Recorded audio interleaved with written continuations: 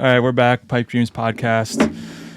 We're down here at the Dunham compound. Jimmy's been on the tour to Dunham. Fucking Lance Armstrong over here. You're not on anything yet, are you? Right? You're not doping. No, just been trying to keep it. Just trying to get as best I can naturally before I go and step into that world. You know. All Get right, this well, man that's good. checked for some EPO. Whoa. Settle down, Shadow. Settle down. Just ripped over here from Barber. Finished up the MotoAmerica weekend, and Jimmy had some testing going on, and then he's doing a little boot camp over here in Georgia, just outside Atlanta. And we decided to squeeze one in before I head back up to New York. I think you're not going anywhere anytime soon. You're just here training. No, I'm leaving in a week, dude. I go back home, reset before Atlanta for me as well. And yeah, just here doing a little camp, cycling with Hunter, hanging out. We did it last year. It was super fun. As everybody knows, in Florida, it's pretty flat. And so Florida White gets to come up here and do some climbing on a bicycle. It's something I really enjoy doing. But yeah, we were supposed to go to Barber, but monsoons, tornado warnings, and all that. And we decided to not roll over there for that beautiful day on Sunday that it looked like to ride in. It's such a blast. And we decided to sit on the couch and watch it from afar. But yeah, I mean, dude, how you feeling after the crash? And My ass is pretty sore. yeah. I just sent a picture to Dan, actually. My ass. You got a baboon butt. With like a, Butt cheeks out or what? Well, fully, he's like, how was the race weekend? I just sent him a picture of my ass. well, let's get into it real quick. We got a great guest, another South African, the reigning Supersport champion, Mathew Scholtz. Scholtz, yes, Is sir. Scholtz. Glad to have you on Pipe Dreams. I think this is something that's going to be pretty cool. I don't know that much about you, right? Like, I feel like I've only known your career from Westby on, partly from me, just not understanding. So I'm super excited for this one to get a little bit to know more about you and to understand how you got to America, dude. Yeah. Like, it's kind of like... Did you swim or did you take a boat? Lucky I flew, yeah. That would have been a hell of a swim. You're pretty fit, so you might be able to. Yeah, I mean, like you guys mentioned, second South African, yeah, Cam Pearson was the first one, and he mentioned, how the championship is, how good it looks, how things are, and, I was actually riding for, there was Sheridan Marias, he was riding for one of the Superstock 1000 teams here, and I was actually riding for his dad back in the South African championship, and he got hurt, and so I just filled in for him and did pretty good, and then, I managed to sign on for the Westby team after Josh Day got hurt. And then haven't looked back since.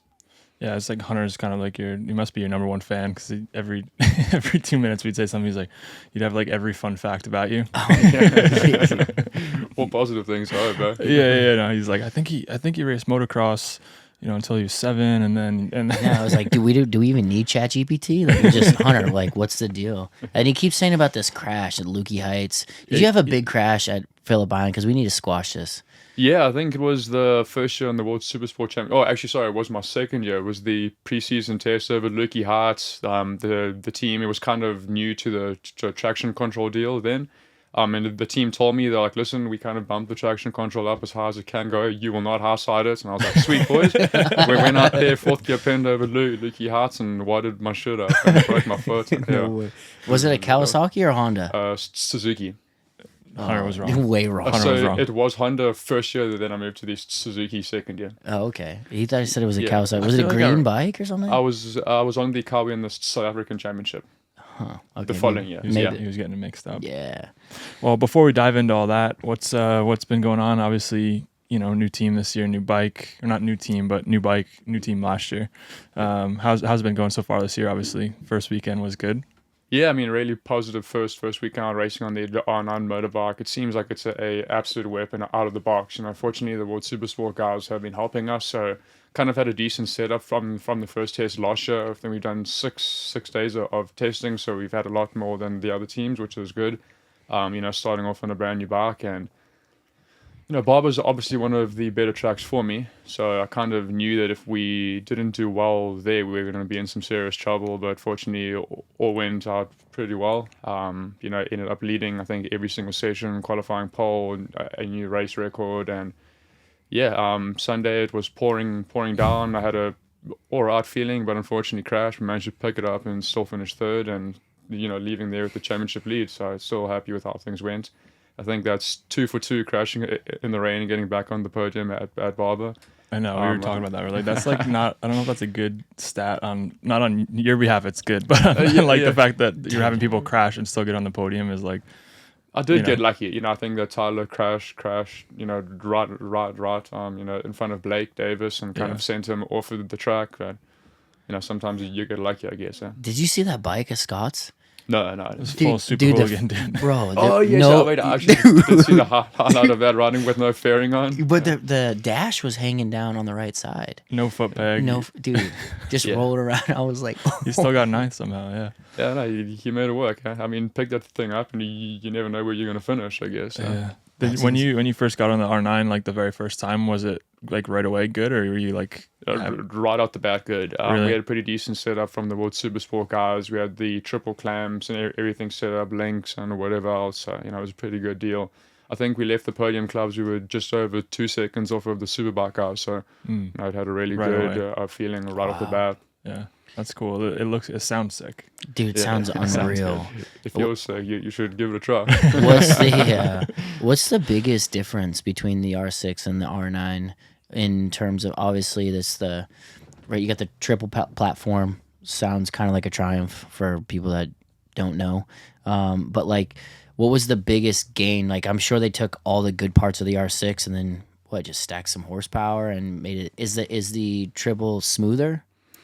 It's kind of difficult to tell on the smoothness of it, but I mean, granted, last year we weren't able to change much on the bike, whereas this year we can do triple clamps and a whole bunch of things as well. So it kind of feels like a turn similar to the R6, but just has way more punch coming out of the corners. So kind of just riding it the same as the R6. You obviously have to lift it up slightly more coming out of the corners with all the added power, but overall the thing handles beautifully. I think it's super, super long at the moment. You have to kind of look at that, kind of shortening the thing up, because it's difficult to kind of get it, from side to side. It definitely turns good because you fucking rolled right around the outside of me. I could hear you coming, and like by the time we got to the apex, you're already around me. I'm like, yeah. Yeah, I mean the thing feels great, right out the box. But like I said, we didn't really ride it, like standard. We kind of had all the bits there, so they had a very good setup from the start. Yeah. Now, is it faster in a straight line, like at the end of the straightaway, or just punch coming off? Like, I mean, I think on the R6 at Barber last year, we didn't have our full package yet, so I was struggling on top end speed. I was maybe doing 137, 138, but this year we were like around about 140. Okay, so I mean, it's a really powerful bike. I'm still slightly off of the smaller guys, but being over 6 foot tall, 165 pounds in the Supersport class, you're gonna get hurt a little bit there on the top end. Yeah. Corey wouldn't, right? Unfortunately. Yeah, I wouldn't know what that feels like. Oh, well, I mean, you got that big bag last year, so all about power there. Yeah, I don't have to worry about weight at all. Well, before we get too deep into it, we got to thank a few of our sponsors. Obviously, we wouldn't be able to do this. Always think about how fortunate we are that we're able even to do these for you guys. So, huge shout out to Law Tigers. Law Tigers are America's motorcycle lawyers. A motorcycle accident isn't something you ever expect, but you need to be prepared in case they do. If you or someone you know is ever injured in a motorcycle accident, always call Law Tigers first, and then emergency services, of course. The services are of no cost to riders, and they fight to get riders taken care of and back on the road. With Law Tigers, you never ride alone. Call 1-800-LAW-TIGERS or visit lawtigers.com to find a lawyer near you. Yeah, and of course, our newest partner, UASA Batteries, the most trusted battery in power sports since 1979. For over 45 years, UASA has delivered power, reliability, and passion at every turn. UASA supplies power sport batteries to OEMs and riders than all our competitors combined in the U.S. and globally. The reason is simple. Premium quality, unmatched reliability, long life, and advanced engineering with years of application and expertise. UASA Battery, setting the standard for power sports batteries since 1979. Each and every day starts with UASA. Find your battery at your local UASA retailer via uasabatteries.com. Yeah, baby. Charged up. Boom, dude. That's how you do it right there. We also got some new Defile Odds merch. Hog Spoley, Easy Rider. Yo, check it out. Defile Odds. We got to sell some of these son of a bitches. You know what I'm saying? Somebody even paid the bill yet. Yeah, don't. What, net 30, net 90? What is it? Net 90, dude. Dude, something Net like 43. that. Yeah, no, we had a new guy, Ryan Roadkill, hooked me up with a new design. What's the inspo on the back? Third wheel in it? There's a little bit of third wheel going on in both my teams, actually, this year. So we decided to go with the easy rider kind of play, of course, and just drop a new hog. And, yeah, go to defileodds.co.com. Defileodds.co. .co, no M. No, .com. And, yeah, hook it up. We got some new teas coming, and, yeah, we'll run it back. So let's... Cool. As always, follow us on our channels, Pipe Dreams Pod, on YouTube, Instagram, TikTok. Of course, tell all your buddies, Spotify, Apple Music, Amazon Music.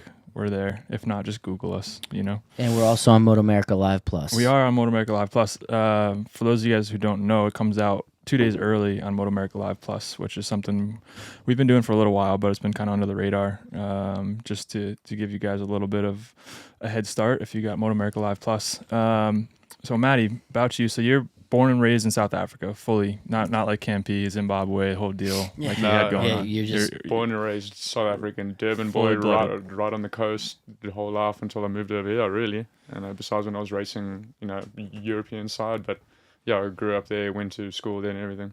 What I've never been to South Africa, obviously. I don't think James has either. We got a little bit of insight from Campi, but what is geographically?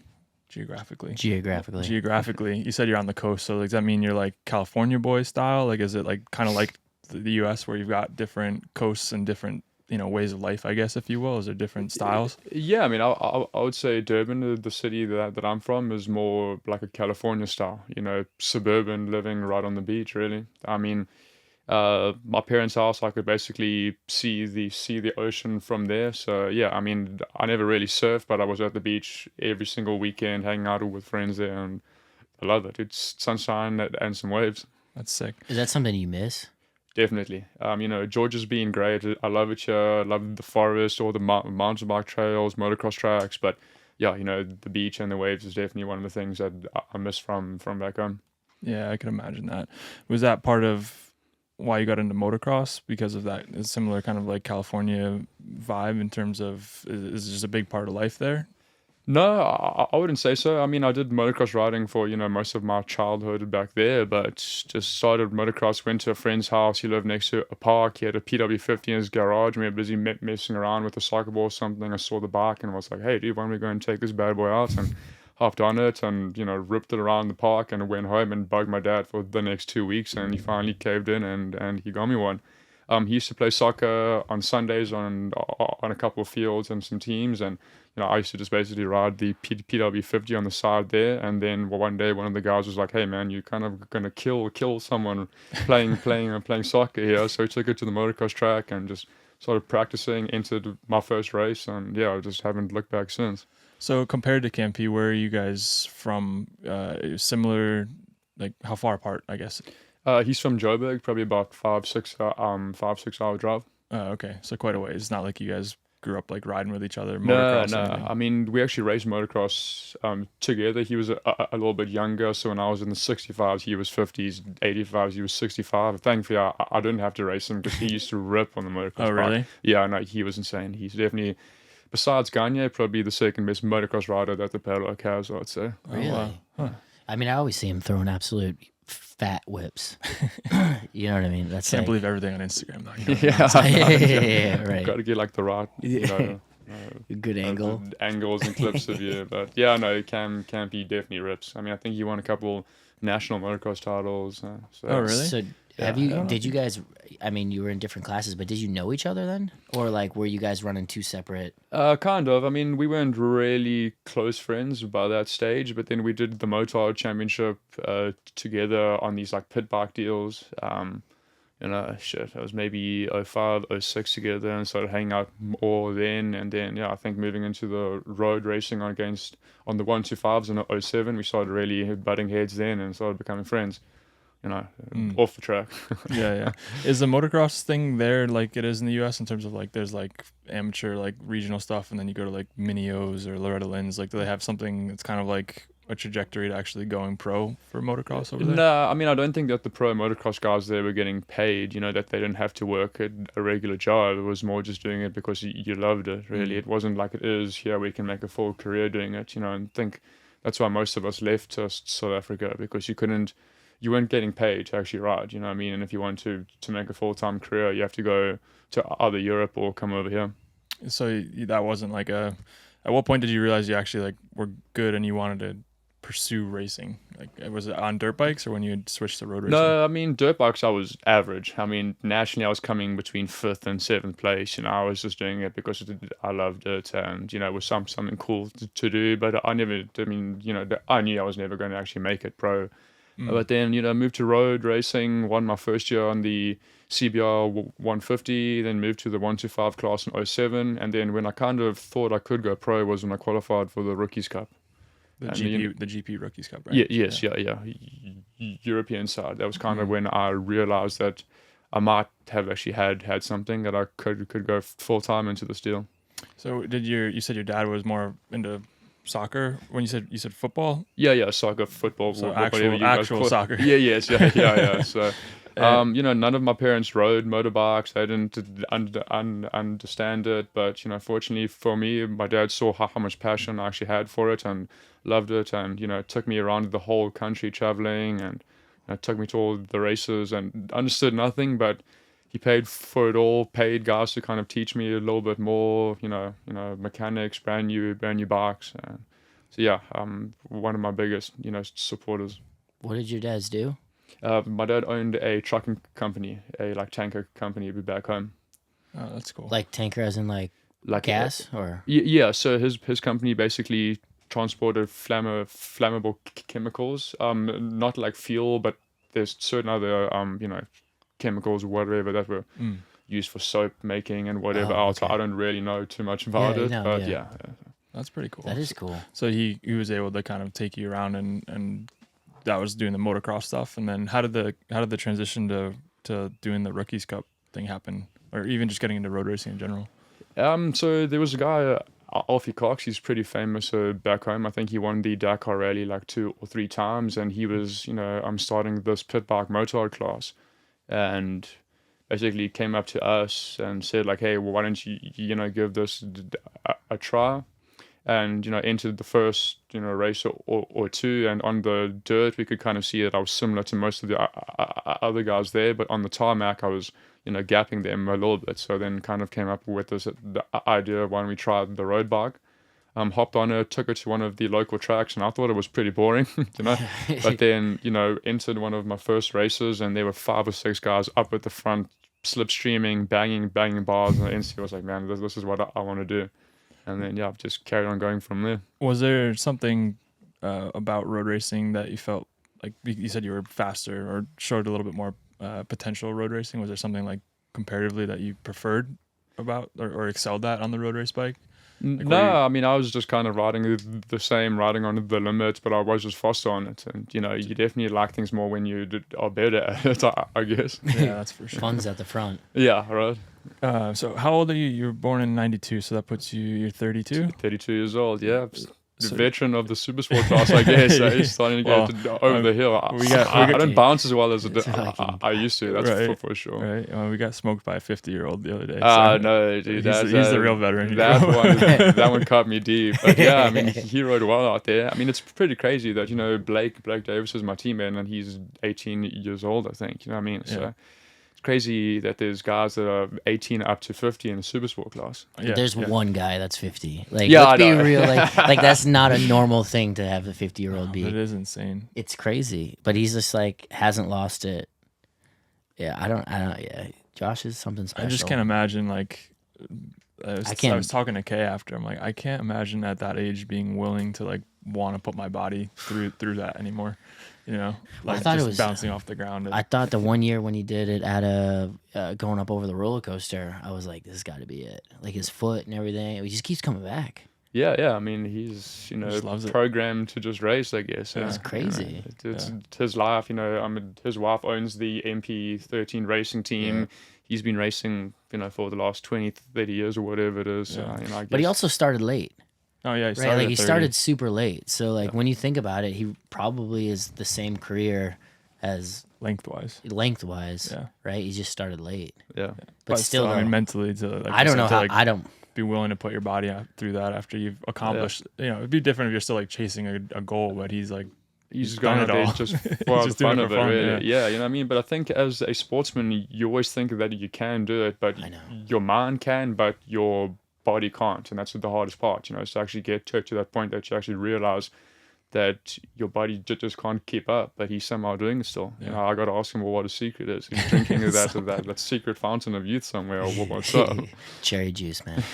Cherry juice, you reckon? Yeah, something like that. But I wanted to ask, so comparatively, so Cam's a bit younger. How about the Binders? Like, where are they at in this? They're quite a bit younger, yeah? I think Darren Binder's maybe like mid-20s, and I think, Brad's also late 20s. I think he's 3 years younger than me. I think in my last year in the 125 class, there was myself, Cameron Peterson, there was Stephen Odendahl, who won the Moto2 Spanish Championship. He's racing in the World Endurance Series now. There was Darren Binder, Brad Binder. I'm trying to think who else. I mean, we had a stacked class. It's actually crazy that most of us racing then ended up somewhere throughout Europe or in the series. Yeah, it's a huge crop that's still around the world. Yeah, like that's it's like one of those, we talk about it all the time, like finding those crops that just like linger for a long time. Like the Pedrosa Lorenzo, like that crop is just finally moved out, and it's we find these like little generations that seem to have like just a stacked group, and then they last for a long time. Yeah, I mean, I think that's the same as the Superbike class now. You got Bobiate, Heron, Gagne, you know what I mean?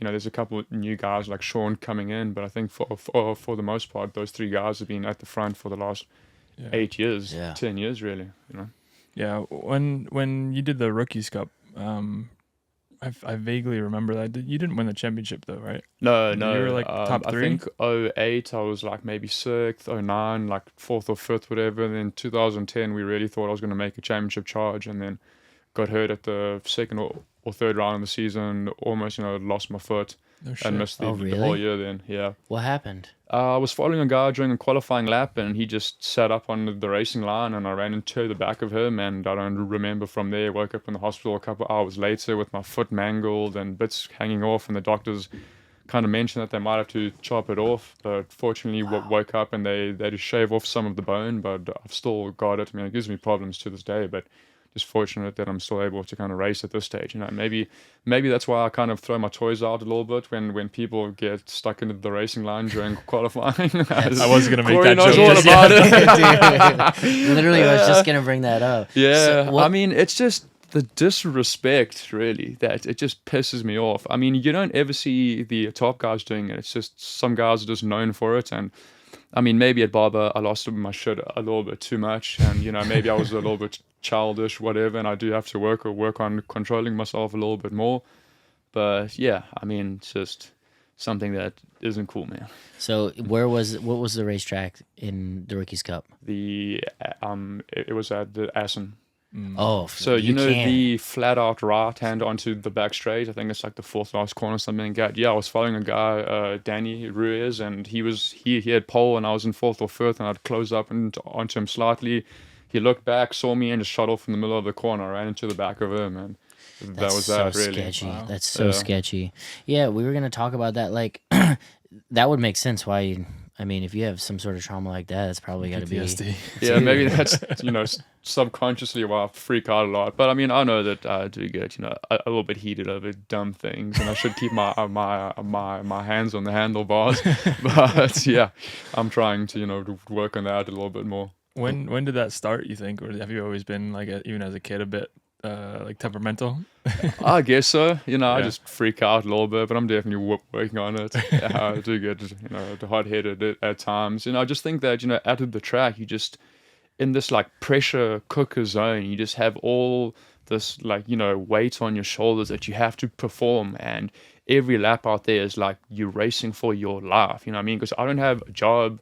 I'd say that 50 to 60% of what I make comes from contingency bonuses. So every single lap, it's like do or die kind of thing. So just when it gets messed up by somebody just sitting on the racing line or whatever else, kind of just feels like, man, you fucked this up for me, bro. Why? Yeah. Yeah. Do you think that's a South African thing at all? Just the short fuse, because Campese, Yeah. we talked a bit with him about being a little hot I don't know as well. And maybe that's why we're such close friends. You know, we're kind of similar there. You know? yeah, well, I mean don't the benders too. I mean, I don't know if they're as hot headed necessarily, but they're definitely loose. You know, Yeah, in terms of like the way they ride and just some of the risks they're willing to take. I think. Do you think that comes from just like the way you were brought up, or the tracks you had to ride on and that kind of thing? Yeah, I mean, all of the tracks back home are pretty like short, bumpy. You know, they're not maintained as well as these tracks. So I mean, granted, we do have beautiful tracks. So you know, Kyalami, Volcom, that was a ex-MotoGP track, but you know, some of the other smaller ones like Swakorps, Midvol, Red Star, they're like very tight or twistier tracks, you know. So when you make passes, you got to dive and you know, lunge. And I just think that, you know, this South African way is just racing hard and doing things as hard as you can and flat out, really on the limit all the time. You got to have that limiter bouncer. Yeah, Yeah. That's always here. You got to be flat out, bro. flat out, bro. So it's got to be like a culture thing. Like, Yeah, I mean, maybe. I mean, that's just the way I've been brought up, I guess. Yeah. Huh. What do you think about? I kind of wondered if you and Cam, and you guys have raced against each other in the past, yeah. So it's like Superbike.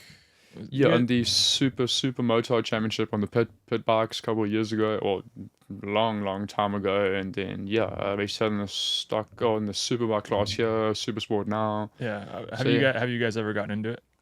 Not like, you know, like for each other, like, you know, telling each other that we're assholes, but kind of like, hey man, listen, that wasn't cool or that, you know what I mean? But we both understand that when you're on the racetrack and the visor's down, that you're there to do your best. You're racing for your team, for your family, to make contingency money, you know. So yeah. I think that we both understand and, you know, respect that.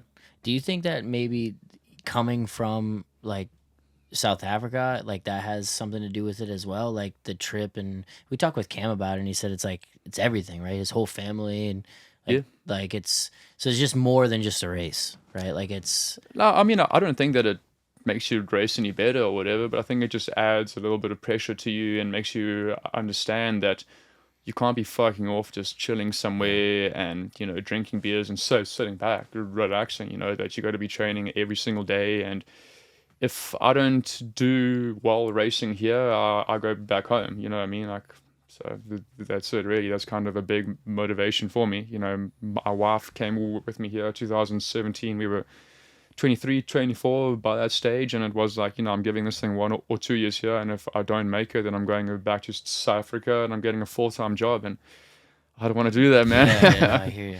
Don't want to do that. Do you plan on staying? Like, do you own a house here, or is you rent? Yes, yeah, I do.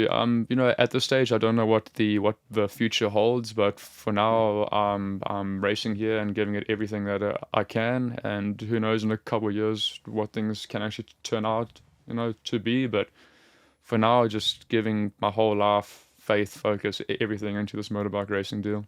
Are you? How does that work? Are you here on like a visa? Do you have to go through the whole process? I got my green card at the end of the 23 season. It took a sick. hell of a long time. So yeah, now just living under the green card, permanent residence, and hopefully in a couple of years try to get citizenship. So you have the option at least to Yes. stay if you wanted to. Yes, yeah. And your wife as well. Yes, yeah. Both of us got the green card. I think that like one of the hardest points was going through COVID, because she was on the B1 travel tourist visa and I was on the P1 workman visa. Then we had to change her onto my one, and then we had to pay extra for the lawyer's fees to change that over so we could both get on the green card together. So it's been a hell of a deal for us, but we finally got that done. Yeah, I mean he's Still similar, dealing with it. Oh, yeah. really? Yeah, with But Nikki. She's Dutch. Okay. Yeah, so she's working through that. So you're getting pressure to get married there, I guess. Eh? yeah, he's past that point. If you got married now, it'd be like, it'd actually probably be worse for you because you could have done it like 4 years ago and like skipped this whole wait that you had to go through. You know? Because it would just run parallel but be behind. So he Okay. would just be behind. Yeah. Yeah. So hopefully in the next few months. Excuses are all I'm hearing. Yeah, man. Dude, I don't you're not know, listening, man. Nikki. I'm just thinking about the money, dude. It's like great. So talk me through the Rookies Cup. What was that experience? Who was like kind of your class at that point, right? Obviously, Wasn't Beach there? Gagne Beach. Gagne went over in 09. Yes. So the first, I mean, it was so long ago, it's kind of hard to remember. But I think the first year I was there in 08. I think maybe Louis Salom won the championship, something like that. And then 09, after the US rookies caved in, I think a lot of the guys came over to the European side. That was one of the cool things about me moving to this championship was, I knew a couple guys before actually moving here. So I think there was, Gagne, Hayden Gillum, JD Beach, Benny Solis. I can't even think of most of the guys now, but yeah, I mean, knew a few guys. I think JD Beach won the 09 series, and then 2010, I think Gagne took it then. Yeah. I think he beat Danny Kent for the championship. So, that was really cool because I think Danny Kent went on to win the Moto3 2 years later. Yeah, he did. So Yeah. it was a very high level. And I think that actually Bobier was the first year in the 07. So most of the footage I was actually watching was of Zarco and Cameron Bobier battling each other. It's so Isn't insane that when you think crazy about how it. like everybody that we talk to on this podcast has gone through the Rookies Cup at some point, Yeah. or at least tried out for it? Yeah. Like, because I was in the first year, Okay. 2006. I didn't make it. It was the first ever Rookies Cup tryout Yeah. in Valencia, and it's like everybody we talk to at some point. I guess it's because it's just our crop. I guess like I just think there's really no other way to go about it. yeah, it's. I mean, now I guess you got Talent Cup and stuff like that. Saved lots of cash, because most of the European teams, you had to pay them back then it was like 100,000 euros just to try to ride on their 1 to 5, whereas the Rookies Cup, you went there and that whole year was like free riding, you could crash as much as you wanted. Just And had to pay travel. Right? yeah. I mean, you just had to pay to basically rock up out to the track, but they took care of the spare parts, crashing, everything else, leathers, boots, gloves, and it was a huge deal, to kind of get into that professional racing scene overseas. Yeah. Was it? Do you feel like it's the same? There's a sentiment for Americans. Obviously, I'm sure you're well aware, but it's difficult for us to get even doing well. I mean, you just said like Gagne, Bobier, JD. They had all won championships in Rookies Cup, and if you look at like the list of people otherwise who have won that championship, they've all gone on to do something else in Europe where none of these guys have really. They've not had any opportunities. Is it kind of the same for South Africans where like the opportunities beyond the Rookies Cup or anything else are kind of few and far between? I mean, I don't really know, but I just feel that they kind of look at the foreigners coming in as like these cash cows that they just want you to just kind of pay for your ride. And also maybe the Spanish guys or French, whatever, they can find local, like sponsors kind of help them out. But as us going there as, US guys, South Africans, why would a French company or Spanish company pay for you to try to get on their local team? They would rather support one of their kids. So I just think that makes it harder. Did you have any? Is there any South African companies or so on that were supporting or helping? No, not at all. My dad was my sponsor. Yeah. My dad took huge financial strain on us, and that's basically why I left the World Supersport Championship. I came to the third year, and teams were still asking for this huge cash piles. I think it was like 150,000 euros back then. My dad was gonna kind of like he was going to mortgage the house, and I was like, man, I can't do that to my family, and went back home, spent 3 years racing the Supersport and South African Championship. I was busy wagering tables while I was racing part-time there, wasn't getting paid, and then fortunately made my way over here. So I know how lucky we are to be getting paid to actually race over here. Yeah. how old were you when you came back from World Supersport and then went into South Africa? I think maybe did the Rookies Cup until 2010. Myself and Gagne were teammates in Moto2 in the Spanish Championship in 11, then spent 12 and 13. So, 21, 22 at that stage. It's a long time away for me. I'm 32 now, so a decade ago really. You and Gagne were teammates in Moto2 in the Spanish Championship. So that was actual Moto 2, like the Yes, yeah. I think it was the second year at the Moto2 Championship. It was out. Myself and Gagne were teams for the Promo Harris Racing Group, and we had the Harris frame. Wow, I don't remember. And I think Yeah, I I was don't actually either. at the Sonoya flat track here, and I think Johnny Lewis was telling me that the Royal Enfield bikes are now running the Harris frame Yep. or from the Harris company. Yeah, Yes. yeah. So it's just crazy to see how all these years later that the Harris company is still doing racing and building frames somewhere. Yeah, Yeah, they they're- do a lot with the Johnny Lewis program. Yeah, I guess Harris is. I don't know if they're owned partially by Royal Enfield now or something, but there's some Yeah, I deep know that there's ties. some Yeah. some sort of ties Yeah. over there. No, I didn't realize Gagne even. I didn't know we- he we- did he's, it. he's like a ghost, you know what I mean? So he's, Yeah, he's yeah, not no, come on the pod yet. He you know? comes, races, whoops everyone, and goes back to Colorado and Yeah. chills into the forest, man. He's an incredible human being. I mean, he doesn't care about fame, fortune, nothing. He just does what he likes to do, rocks up to the races, smokes everyone, goes home, and just chills, man. Yeah, Dude, that's the way to do sick. it. Yeah, no, we're gonna have to get him. The so that's insane that you went back to South Africa. Did you kind of think the dream was over? Like Yeah. when you were racing Supersport back home, bussing table, like being a waiter, you said? Yeah, dude, I was waitering tables just to make money so I could go drink some beer on the weekends. You know, I wasn't really training, wasn't taking it seriously at that point. I was like, you know, fuck it, you know, the dream's dead.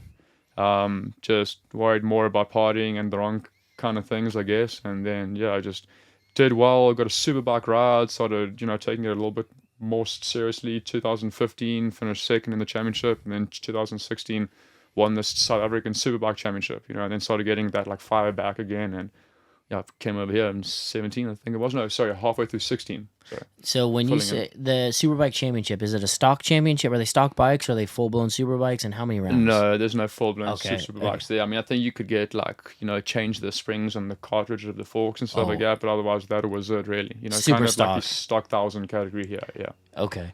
And Yeah, then I mean, and we probably only had about maybe 6 or 7 guys on the grid at that stage. Some of the races, they would have the 600 and the 1,000 guys on the grid at the same time.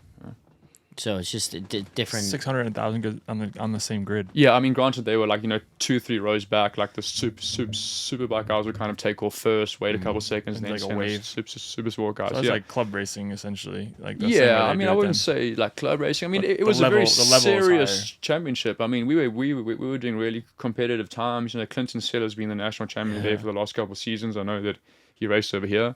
He was really Project good One, rider. baby. Yes, yeah. So I mean, it was a good time. It was like, you know, taught me a hell of a lot. You know, I raced for Ricky Marice's Yamaha team, and you know, he's one of the best crew chiefs that I've ever worked with. Really. That's it. That's so crazy. So that transition, then, so you're bussing tables. You start to make some, you know, headway. You win the championship in 2017. You said? 16. 2016. Yeah, sorry. No, I actually came and did the wild card rides halfway through the 16 season here. Okay, and that's where that kind of started to pivot. Yeah, that's kind of where we were like, okay, maybe I can kind of make some money doing this and take a full-time job again at that point. You know? And it Fortunately, Ricky let me come over here when I still hadn't sealed the championship back home yet, which was a very risky deal. But yeah, I mean, he was really cool, you know, about the whole thing. He actually came over to the first race here and kind of helped That's awesome. the crew chief deal and set up the bike for me. And yeah, I think first race out, I think I got a third and a fourth maybe in the stock 1,000 championship or stock 1,000 class at that point, you know. And I was racing against Claudio Corti, Josh Heron, you know, Danny Eslick at that point, and you know, myself and Danny ended up crashing together at one of the races. So I kind of got, you know, welcomed to the country at that point. Yeah, by America Man himself. That's yeah. so crazy. Heard some crazy stories there, man. But yeah, he was an awesome guy, you know. But Did it help that you were racing a Yamaha at that time over there to transition a bit quicker? Definitely. I think I've been on the Yamaha for a decade straight now, from 2015, and then I was in the R6 last year, then in the R9 now. So I've been Yamaha guy for my whole life, really. Yeah. I actually got my first proper Yamaha contract for the season. You know, I finally got like the factory contract, as guys This call year? it, at This year? 32. Yeah, That's cool. Congrats, man. So no, thank you. Yeah. You know what I mean? So I'm just really pumped with how things are going. I'm so fortunate to be in this position now. Yeah. I'm really happy. I'm sure we're going to touch on it, but I'm sure it was maybe when you first were looking at the Westby thing, not going to continue, that it was going to be a back step, right? Like with being an unknown of not being able to ride Superbike and then coming to Supersport. I don't know how your head was, but I'm sure like once you're in Superbike for that long, as long as you were, well, I'm gonna ride back in essentially the kids' class. You know, Yeah, like, no, I don't really. know. I mean, there's no other way of saying it. You know, what I mean, I was a superbike guy for so long. Got a couple of wins, podiums. You know what I mean, so I lost my ride and then stepped down in the supersport class, and you kind of had that mindset of like, man, you know, I was up at the premier class, now I'm stepping down, and you know, this kind of sucks. But you know, the Strack Racing team are so great. You know, we had an awesome season last year, and kind of, you know, brought that fire and that passion back. You know, and now racing in 2025 on the R9, I love it. You know, there's not another place that I would rather be. You know, and who knows what the future holds, but for now, I'm, you know, extremely happy where I am and the team and the program, and you know, I would be happy to kind of see out the rest of my career here. What was your parents' kind of, you know, perspective on your trajectory as you were growing up? Obviously, they supported it because they were paying for it, right, for you to continue when you were younger. But was there any like caveats? Was there like a point where they're like, maybe, you know, maybe we should look at doing something else or go off to college, or, you know, what was that like for you growing up? No, I mean, my parents were always fully in. They knew how much passion I kind of had for it. I think the only time that my dad like really kind of looked at me and was like, "Hey, man, I don't know if you know I can actually handle this," was 2010. Almost lost my foot. Came back in the German Championship round, like 4, 5, 6 months later. First qualifying session back, high-sided myself, concussed myself, taking me to the hospital in some little German Hockenheim, you know, city there, and he was like, "Man, son, you're gonna kill yourself soon. You know, I don't know if I can actually carry on. You know, letting you do this." Sure. But you know, I kind of told them, let's just have one more final go at it, and then yeah, I think I ended up winning one of the last couple rounds in the German Championship there, and then yeah, just moved to the Moto2 in Spain, and haven't looked back since. You know, I mean, obviously crashing and getting hurt is a massive part of motorbike racing, and if you race, you have to understand sometimes you're going to spend time in the hospital or get some broken bones, and you can't feel sorry for yourself. You know what I mean? I think that's when you kind of start to spiral down, is when you're like, man, this sucks. Why me? Why am I getting hurt? Understand, this is a man's sport. You're going to get hurt. Suck it up, take it, and come back stronger. Do you feel like not having any weight, I guess, on your shoulders from your parents allowed you to excel a bit more? Like, not have to have that in the back of your mind, like, you know, you've got to go do something else maybe? There was always pressure there. You know, my dad was always like, hey, man, the family's putting everything into this. You know, you better go out there and give it 100%, and I always did, you know, and the pressure's there to do well for your family. I think Conor McGregor said it best, that your lack of commitment is a insult to the people who believe in you. And, you know, my parents have always been there for me, and I always try to do my absolute best, from sponsors, family, wife, and everyone who's kind of helped me along the way, you know, and that kind of gives me fuel. Yeah. Oh, that's cool. What about, you know, like sponsors wise, outside of that, has there been anyone else that's kind of stuck with you from childhood, from South Africa to the US, or it's just purely, you know, once you got here, it was on your own and your parents? Yeah, I mean, once I got over here, I was with, you know, a couple brands for a long time. I don't like, you know, changing a lot throughout the season. I like to kind of stick with the same companies, but you know, I'm with Revit Leathers now, City Boots, and HSC helmets, and they've been great. You know, but otherwise, you know, the only long-time sponsor I had was basically Trig on the Westby Superbike team. You know, he kind of paid for most of it, and very, very fortunate, lucky, and thankful for those years there. And now with Strack Racing, they look after me extremely well. You know, so I'm very fortunate with the, you know, rides and the teams that I've been with. Yeah. Do you think when you were back in German Championship, was there ever like a thought to try to go to BSB or anything? Did you guys ever did it ever?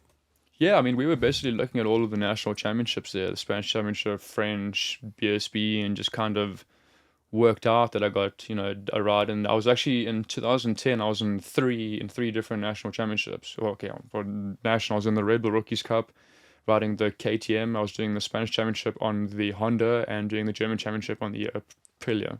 No way. Yeah. That's crazy in 1 year. Yeah, but Now, 1 year. So when were all those deals like quite different? Right, obviously, the Red Bull's doing its own thing, but those other 2 championships, did you have to pay for those too? Yeah. So you're just paid for- you. I wasn't paying for yeah, them. of course. My dad was paying for them. Yeah, and that's insane. yeah. That's crazy. Have you had to, or have you like tried to pay your parents back at all, or done anything other than give them results? I guess No, I would love to give them money back, but my dad, he won't take it. You know, Yeah. he's a very proud guy, and he said that, you know, he would do it all over again if he could. Yeah. You know what I mean? I think that I've got a brother, and he's given his whole life to his 2 sons. You know, and if I'm half the dad he is one day, I'll be happy. Yeah, that's amazing. What does your brother do? He doesn't do road racing or anything. He does logistics back home. I'm not 100% sure for what he does, but he works hard. But yeah, I mean, he Logistics. used to race as well. I think in the MotoAmerica Championship back home 1 year, I think I actually won the championship and he finished 3rd. Oh, cool. And then I think it was on the 85 or something like that. We were actually at the motocross track one day, and he had a massive crash. I mean, I think in one go he broke his right shoulder, a couple of ribs, left hip, and his right femur, and he was out for 1 year. He came he came back and was just like, man, I'm just not even having fun, at this point, and kind of stopped racing. But he's one of my biggest supporters.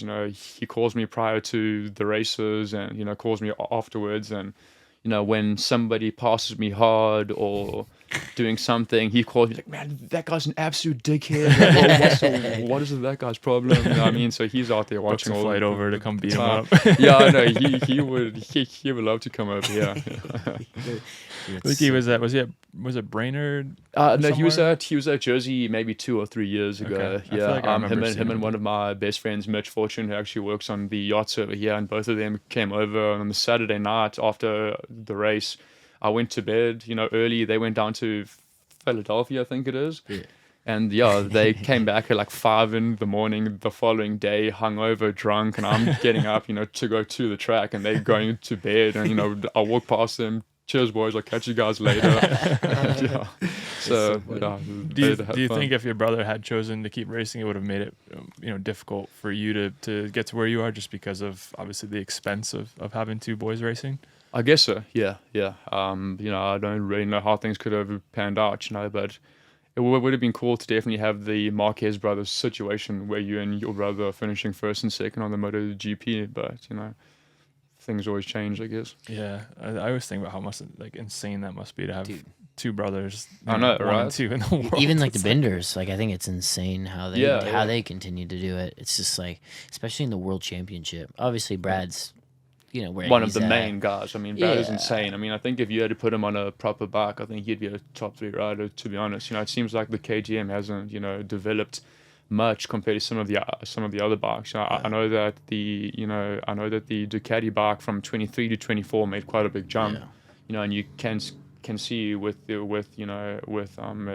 Alex Marquez now. Yeah. Last year he was maybe a top 6, 7 rider, and now he's finished 2nd, I think, in every single sprint and race out there, right? Yeah. Is it tough when you see that guys that you raced against go like in different trajectories that you grew up, right? You grew up kind of racing with them. Yeah, I guess they were maybe Darren definitely. was a couple years younger. Yeah, I mean, definitely. A couple of the guys I raced against in the Red Bull Rookies Cup, I don't think that they were that much better than me, you know what I mean? But they're racing in MotoGP now, so clearly they, must be, you know what I mean? But I think me and my dad always constantly talk about one of the first Spanish Championship races that I did. I think I finished like 4th, and the first 3 guys were Miguel Oliveira, Alex Rins, and Maverick Vinales. You know what I mean? So That's insane. I guess that means something. Yeah, no, I mean, I think it's all about, the trajectory you end up on. I think anyone that races at a high level has a potential, but it's just a matter of, Yeah. where you end up, because obviously you ride around better guys, you get better, and then it just continues. Yes, right? yeah, So it's like- yeah. I mean, exactly. And also when I moved from the Spanish Championship into the World Supersport Championship, a World Supersport ride back then was, 120,000 euros, 150,000 euros, and Moto2 ride was 400,000 euros. You know what I mean? So it was like, You have to. Impossible. we can only go down this way. Yeah, exactly. I think that's the hard thing that people don't get is like consistency over like getting like if you could buy one good ride for 1 year, it's just not going to pay off. Exactly. Like You know, that, you need the at least odds, 2-3 years minimum. You know? just to learn the tracks, learn the bike, learn the team, like, and bounce around a little bit. It's so hard. We talk about it all the time. Like the amount of money now that it takes, even coming through, like, I mean, I think the Talent Cup's good, but it's still like the amount of money that it takes to just even get to Yeah. like a prestige class, super sport. Yeah. I mean, I'm also glad that the championships kind of changed the Junior Cup, because I think those old Junior Cup bikes didn't really teach kids like how to feel the bikes and what they need to change and how to understand what the bike needs to go faster. But it seems like these Kramer bikes are really a little bit more of a racing factory bike. You know, I don't know what you guys rode on when you were younger, but those 125 GP bikes were a huge learning curve. You know, of understanding maintenance, throttle, how to roll through corners better. You know, having to pick up the bike slightly because those things were high-side prone machines. You know what I mean? So I think there was a very big learning curve, and I think that, you know, moving to these four-stroke, soft, really soft, soaking, wallowy frames has kind of lost some of that technique a little bit.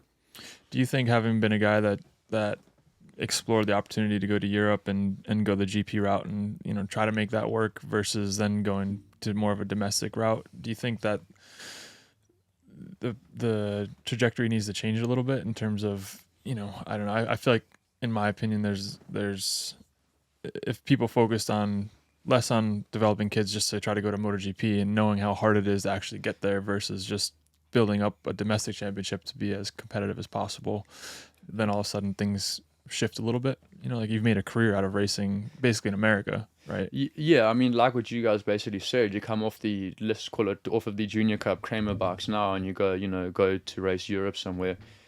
You're still going to have to spend 4 years, 5 years before you get up into the Moto 2, whatever class, you know what I mean? And things that over there, you got to go and learn all these tracks. And like you said, I think that maybe, you know, Gerloff or them kind of had a good route of actually doing it, where you kind of go the superbike route and then try to transfer over there. But it's very difficult to go from a smaller deal here to try to move into this big, massive, you know, well-known field there where the guys are on the absolute limit at every single track. You know, like what you said, I think maybe building up the national championship and the level here would kind of help, you know, more. But that takes sponsors and that takes time and, you know, everything else. Yeah, for sure. I mean, I think about it like Gerloff, for example. It's like, I mean, I know he's on the Kawasaki and it's a good deal. He's got a solid ride, but in terms of competitiveness, unfortunately it's a little bit old, a little bit weathered, you know, compared to the new V4 and the BMW. You know, it's even the new Bimota. Yeah, like, yeah, really. It's like they built a Ducati race bike. I mean, Kawasaki built their own race bike. Yeah, like a spec race bike. Yeah. But you know, point being, like, he could come back here anytime he wants and probably, you know, make same money, maybe even more money. Yeah. And be very, very competitive. Yeah, and I mean, I always think about, you know, Roberts, Gerloff, and all of them. They're such good riders. And if they came back here, they could hop on a bike and they would be winning races. You know what I mean? So let's just keep them Europe side. You know, we need to keep those seats open here. But in terms of like a championship, right? I mean, it's like you saw last year when Sean came back and the Superbike grid was finally like stacked for once, where it was like 10 guys who could actually win. Yes, yeah. And even this year, it's kind of taken a step Yeah, backward. you know, unfortunately, a lot of the teams kind of went from a two-man team now and a single-rider team, and it's the same deal. There's only 4 or 5 guys that can win races now.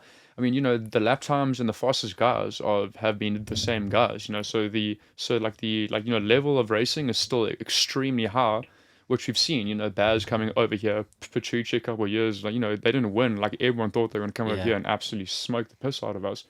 But instead of there being 8 good seats, there's now 5 good seats, you know, which is just, you know, a little bit sad to see, but hopefully they can get that sorted out and bring some more manufacturers and some more money in. Do you think that's something that has to do with, like, would you personally like to see like more of a stock championship instead of a less full-blown Superbike championship to make it a little bit easier for other teams? Like, I always look at BSB and I go, I mean, but exactly. they're super bikes. Like, they got full on brakes. They got they got big.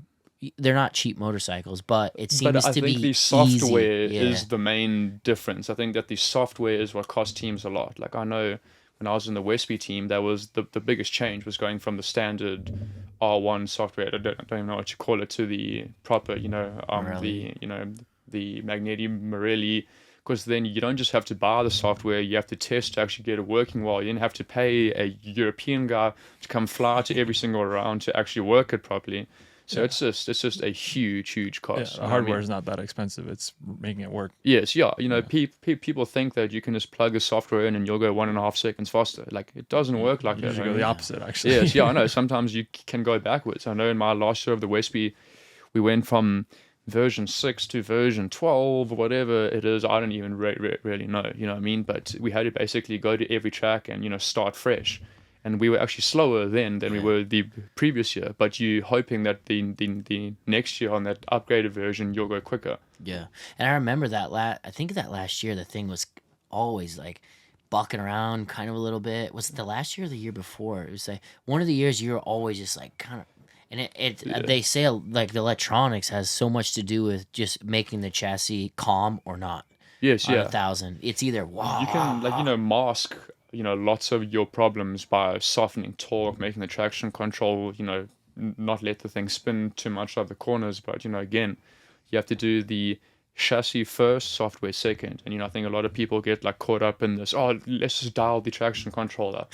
And you might feel like you're going fast, but you're not driving forward, or the thing feels like it's completely dead and it's not giving you power. You know what I mean? So I think it's a very hard deal to kind of work out where you're going quicker, how to go quicker, what the bike needs, what the software needs. It's just a very complicated system, and takes time, and unfortunately with how stacked the championship is with so many classes, you don't have the hour practices that we once had, especially Supersport now, you've got, half an hour. Yeah. We can't even change stuff on the bike during the session because it just takes too long. If you want to change the cup on the triple clamps or change this, you can't do it. You have to make these massive changes before the session, and if they don't work out well, then you just kind of have to just ride, around knowing that, okay, this thing sucks. For the next session, we'll do something. So it's such a limited time zone, as well.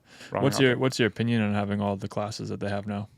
I mean, I think it's good, but I think personally, I think that it would be better to focus on racing classes that will actually produce races. But, again, it's like, I know that the championship needs viewers and needs money and everything else. I know that the baggers was once like, amongst the races was like, look at these absolute jokes of bikes racing. But, now they're one of the better classes. They're one of the most viewed classes. Those bikes are so sick. I mean, I would love to actually try to ride one now. So things do change. Your mindset changes, but I think maybe it would be better if we just had longer training sessions. So one weekend you have only the Junior Cup Supersport Superbike class. Then the next weekend races they had the Hooligans, Baggers, and Twins Cup, whatever else it should be. But again, I know that would just cost too much money, and they can't really do that because every track you have to go to costs money for travel, and some teams have different motorbikes and different classes. Right. You know what I mean? But if you could do, what you wanted, I think that would be a better deal. That one weekend at this track, we have these classes, but the following weekend at that same track, you do this. But, it would just cost the championship way too much to try and hire out tracks. That's interesting. Yeah. That's a different take at it. Yeah. So you just run back-to-back races. Back-to-back weekends, but this weekend is only these classes, and this weekend is this one. You know what I mean? Yeah. But you can't do that. It would just cost the championship way too much money because they have to hire the track and TV time. But do you think any fans would even show up? I mean, that's just... No, I know. I'm not even worried about fans and viewership. I'm more worried about me riding the bike and getting my, track time up This there. Guy wants 3 hours of track time. That's Wednesday, Thursday. Wednesday, Thursday, promoter practice. Media day. Well, we're on the subject. We do a segment, I think we filled you in, Law Tigers Tech Tip. Law Tigers are America's motorcycle lawyers. A motorcycle accident isn't something you ever expect, but you need to be prepared in case they do happen. Obviously, you've been racing for a long time. What is some good advice that you'd give to somebody who's just getting into the sport, whether it's a mechanical tech tip from your experience, nothing super analytical, but just basic tech tip, and or just a riding tech tip? As far as working on the bike, I can't even change the handlebar tube, so I'm not going to help out there. But as far as like riding tip goes, you need to practice how you actually race. Go out there on your motocross bike, mountain bike, whatever, and go flat out really. But I think the biggest thing for me was just to understand the feeling of the bike, how to feel the front end moving, how to feel the rear end starting to lose traction as you crack the gas or start rolling the thing on. Don't just go out there and ride and do every single lap exactly the same, brake at the same point. Try to brake a little bit later, even if you have to run out wide slightly, do it. I mean, I'm not saying run off the flipping track, but run out wide slightly, try to get on the gas sooner, feel the thing, snap back a little bit. But that comes from maybe motocross background for me, but just try to understand and get a feel of what happens to the bike if I go in too deep here, or I brake too much, or I get on the gas too soon. I know that might be a little bit difficult because you might end up crashing or something like that, but you need to understand the feedback from the bike. Are there any other ways you can do that besides on a road race bike that you suggest? Motocross training to me is the best way really of getting feedback from the motorbike. And I don't say you have to go to the motocross track and try to do 100-foot doubles, but go do a turn track, get your motocross bike on a grass field and just spin up the rear tire, grab too much brake, feel the front tire close. Just understand how to get a feel from the bike back into your hands or through your feet. I like that. We haven't heard that one before. Oh, that's really good. Well, if you or someone you know is ever injured in a motorcycle accident, always call Law Tigers first. The services are of no cost to riders, and they fight to get riders taken care of and back on the road. With Law Tigers, Jimmy, you never ride alone. Call 1-800-LAW-TIGERS. All right, cool. We appreciate that. I wanted to ask, this is kind of the second team that you've ridden for in America now that's, I don't know how to say this without getting right to the point, but self-funded. Right, Yes, Westby yeah. was, it's no secret that trade, was the main sponsor behind that program, and then Strack.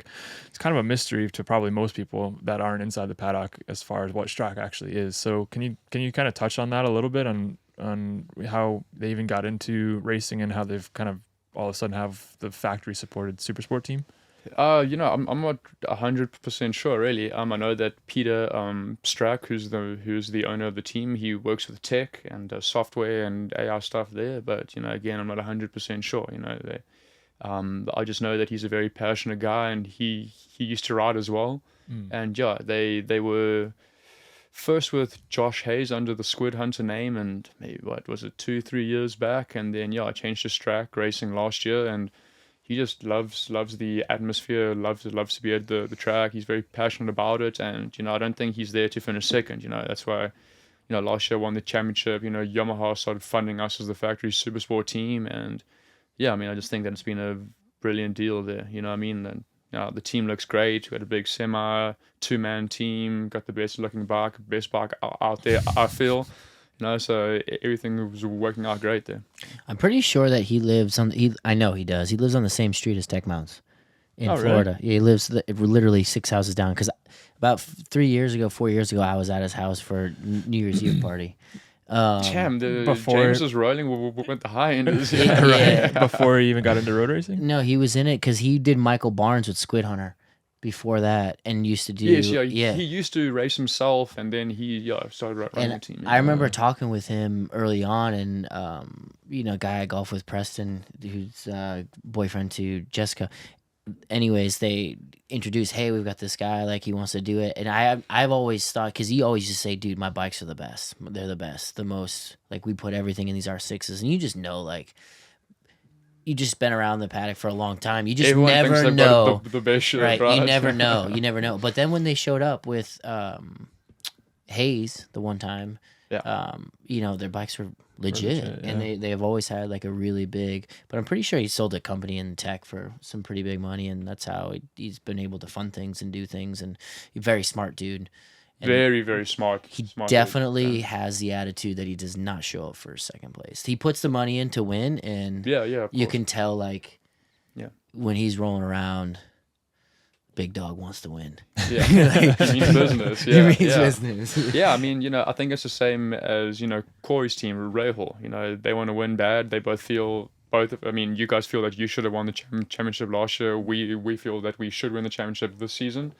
And you're not coming there to finish second. Everyone's putting in so much time, money, effort. Not just from the team, but from the guys working on the bikes, to the riders committing their lives to it, to the sponsors, to building of the teams, manufacturers. It's a whole deal, and you're there to win, I guess. Yeah. How did the transition from Josh come to then you stepping into the team last year? Obviously as they changed from Squid Hunters and established themselves as Strack, you would think the natural thing would have been for Josh to step in if he was going to keep racing, which he did. Yeah. How did that conversation come about with you? Did Yamaha help facilitate that? No, so myself and Ed, he was my crew chief at Westby for 7 to 8 years it was, and both of us didn't have a job, and one day he just mentioned to me, like, how would you feel about riding in the Supersport class? And I was a little bit, hesitant at first, because, I was still trying to speak to some Superbike guys, at that point. And, he mentioned that the Squid Hunter, which is now Strack team, they might have a open seat available. Because I guess Ed and Peter kind of pitted next to each other at Daytona a couple of years ago, and they were friends and just casually spoke. And yeah, just one day got the phone call, was like, hey, we do have the seat there for you if you would like, but you have to make your choice pretty soon. And waited a day or so and just committed to it because I felt that was the best option for me then. And yeah, I just got the seat. I'm not too sure what was happening behind the scenes or who was doing what, but yeah. I was just offered the ride and I took it. Yeah, that seems like it was a good decision, obviously, at this point.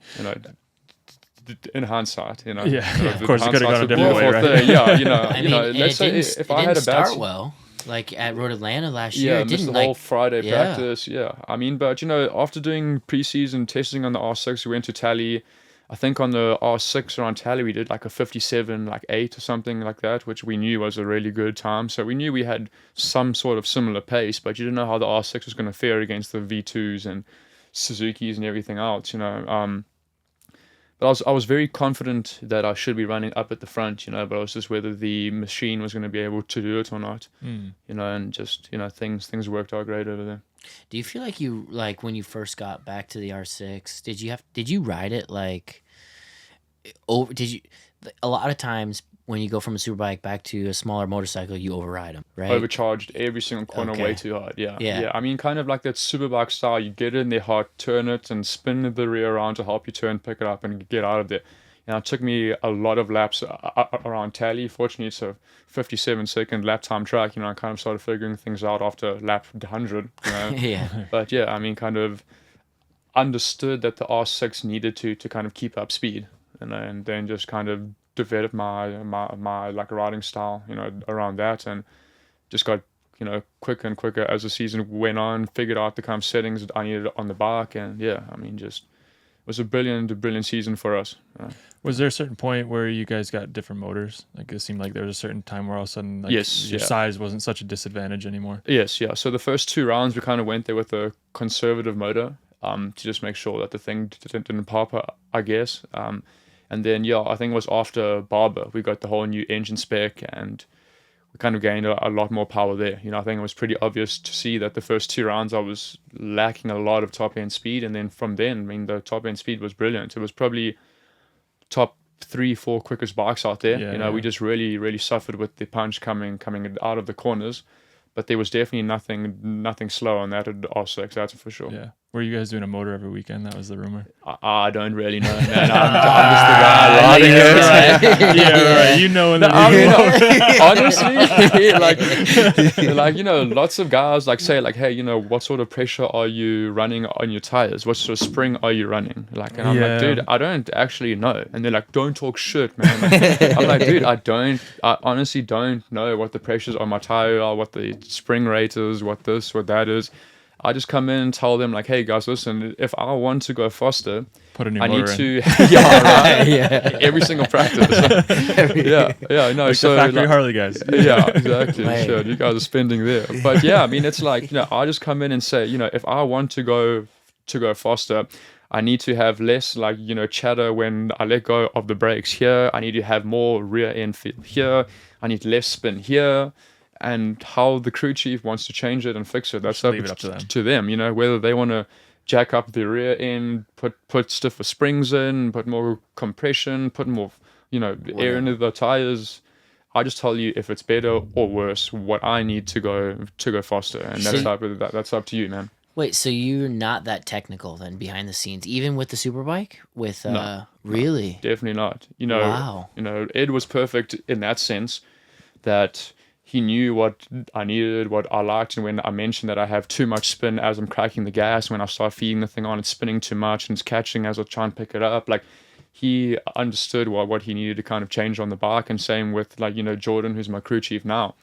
I come in and say, hey, Barber, on the final corner and the first corner, as I'm letting the brakes go, the thing's coming up and chattering, and breaking into museum Charlotte's Web, the front end's like pushing and getting that weird wallowing feeling, and how they change it is completely up to them. I just go in. I kind of want to briefly know if you've jacked up the rear, if you stiffen this, just to know roughly what they're doing. But as far as changing the bike and what the bike wants, how they do it, that's completely up to them. And have you tried to take that approach to where you can kind of keep your thoughts just on what you're doing on the track? Yes, yeah. Versus trying to get into the weeds on setup stuff. No. I mean, I think that it's a pretty good deal, and it's worked out for me so far. You do your job, I'll do mine, and mine is just riding the bike as hard as I can and trying to get the most from whatever bike I'll be riding at that point.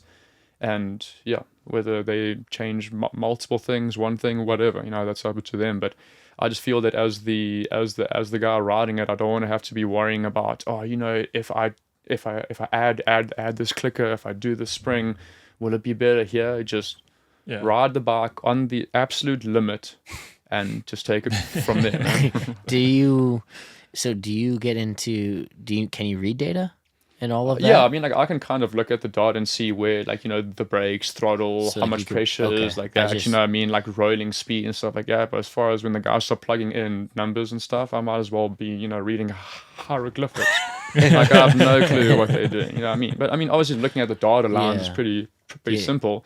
But I've never once tried to change it myself or do anything else. You know what I mean? That's what those guys do. That is their job. My job is to rock up there after my mental training, physical training, be the best rider I can on the bike when that counts. That's my deal. And do you think coming back from the Superbike before this year you can do clamps and links, do you think that actually helped you, right? Because you're in such a smaller box on the 600 last year, right? You couldn't change that much. No, you couldn't You're change like up and change down. shit. I mean, it's actually funny because on briefings after the Superbike were hour long, sometimes 1.5 to 2 hours, going through setup, software, traction control, torque maps, EB. You know what I mean? Whereas the 600 last show, sometimes I would come off the bike and speak to Ed and be like, hey, the thing's chattering in corner 1, 2, 3.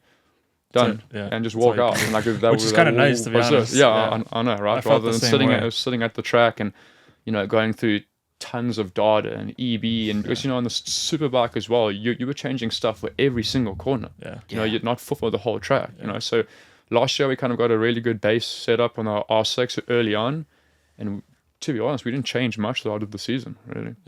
No, I think that was like one of the nice things coming from Superbike back to Supersport was just like mentally the weekends are a lot less exhausting. Yes, yeah. Because you're not sitting behind a computer all You day. go to bed and you're not sitting there thinking about all this, data and crazy stuff and just worried about. And you can make the difference because you can just go and ride. It's not like you're relying on the guy that's working behind the computer to hopefully understand what you want. Yeah. Yes, yeah.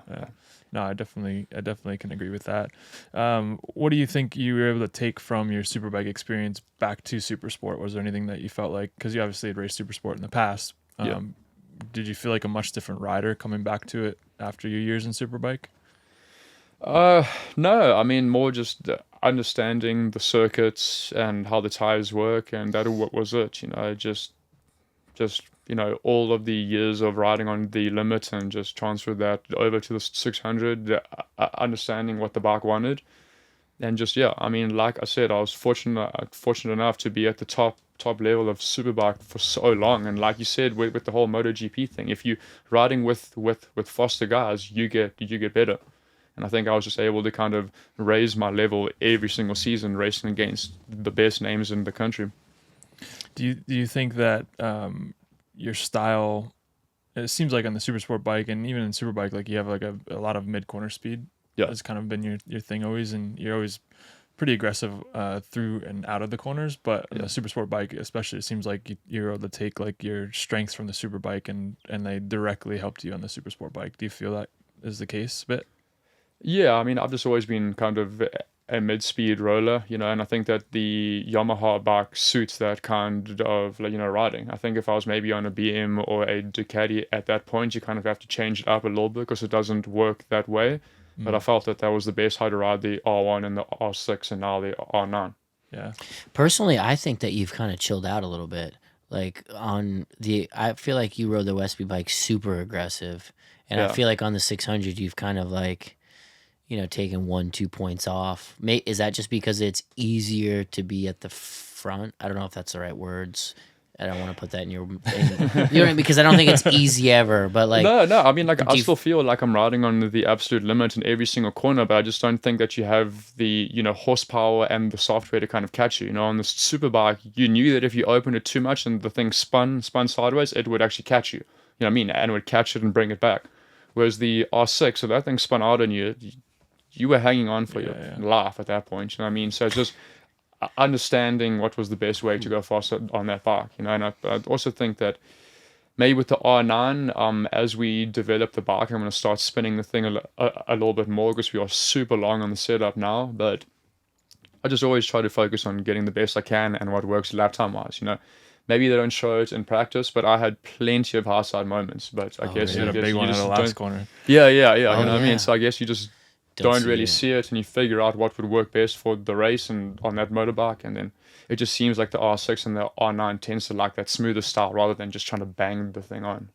It seemed like last year that you and PJ were like head to head every weekend. Yeah. Do you like that kind of rivalry with one other person, or would you rather have, you know, 4 or 5 guys duking it up like a hooligan race?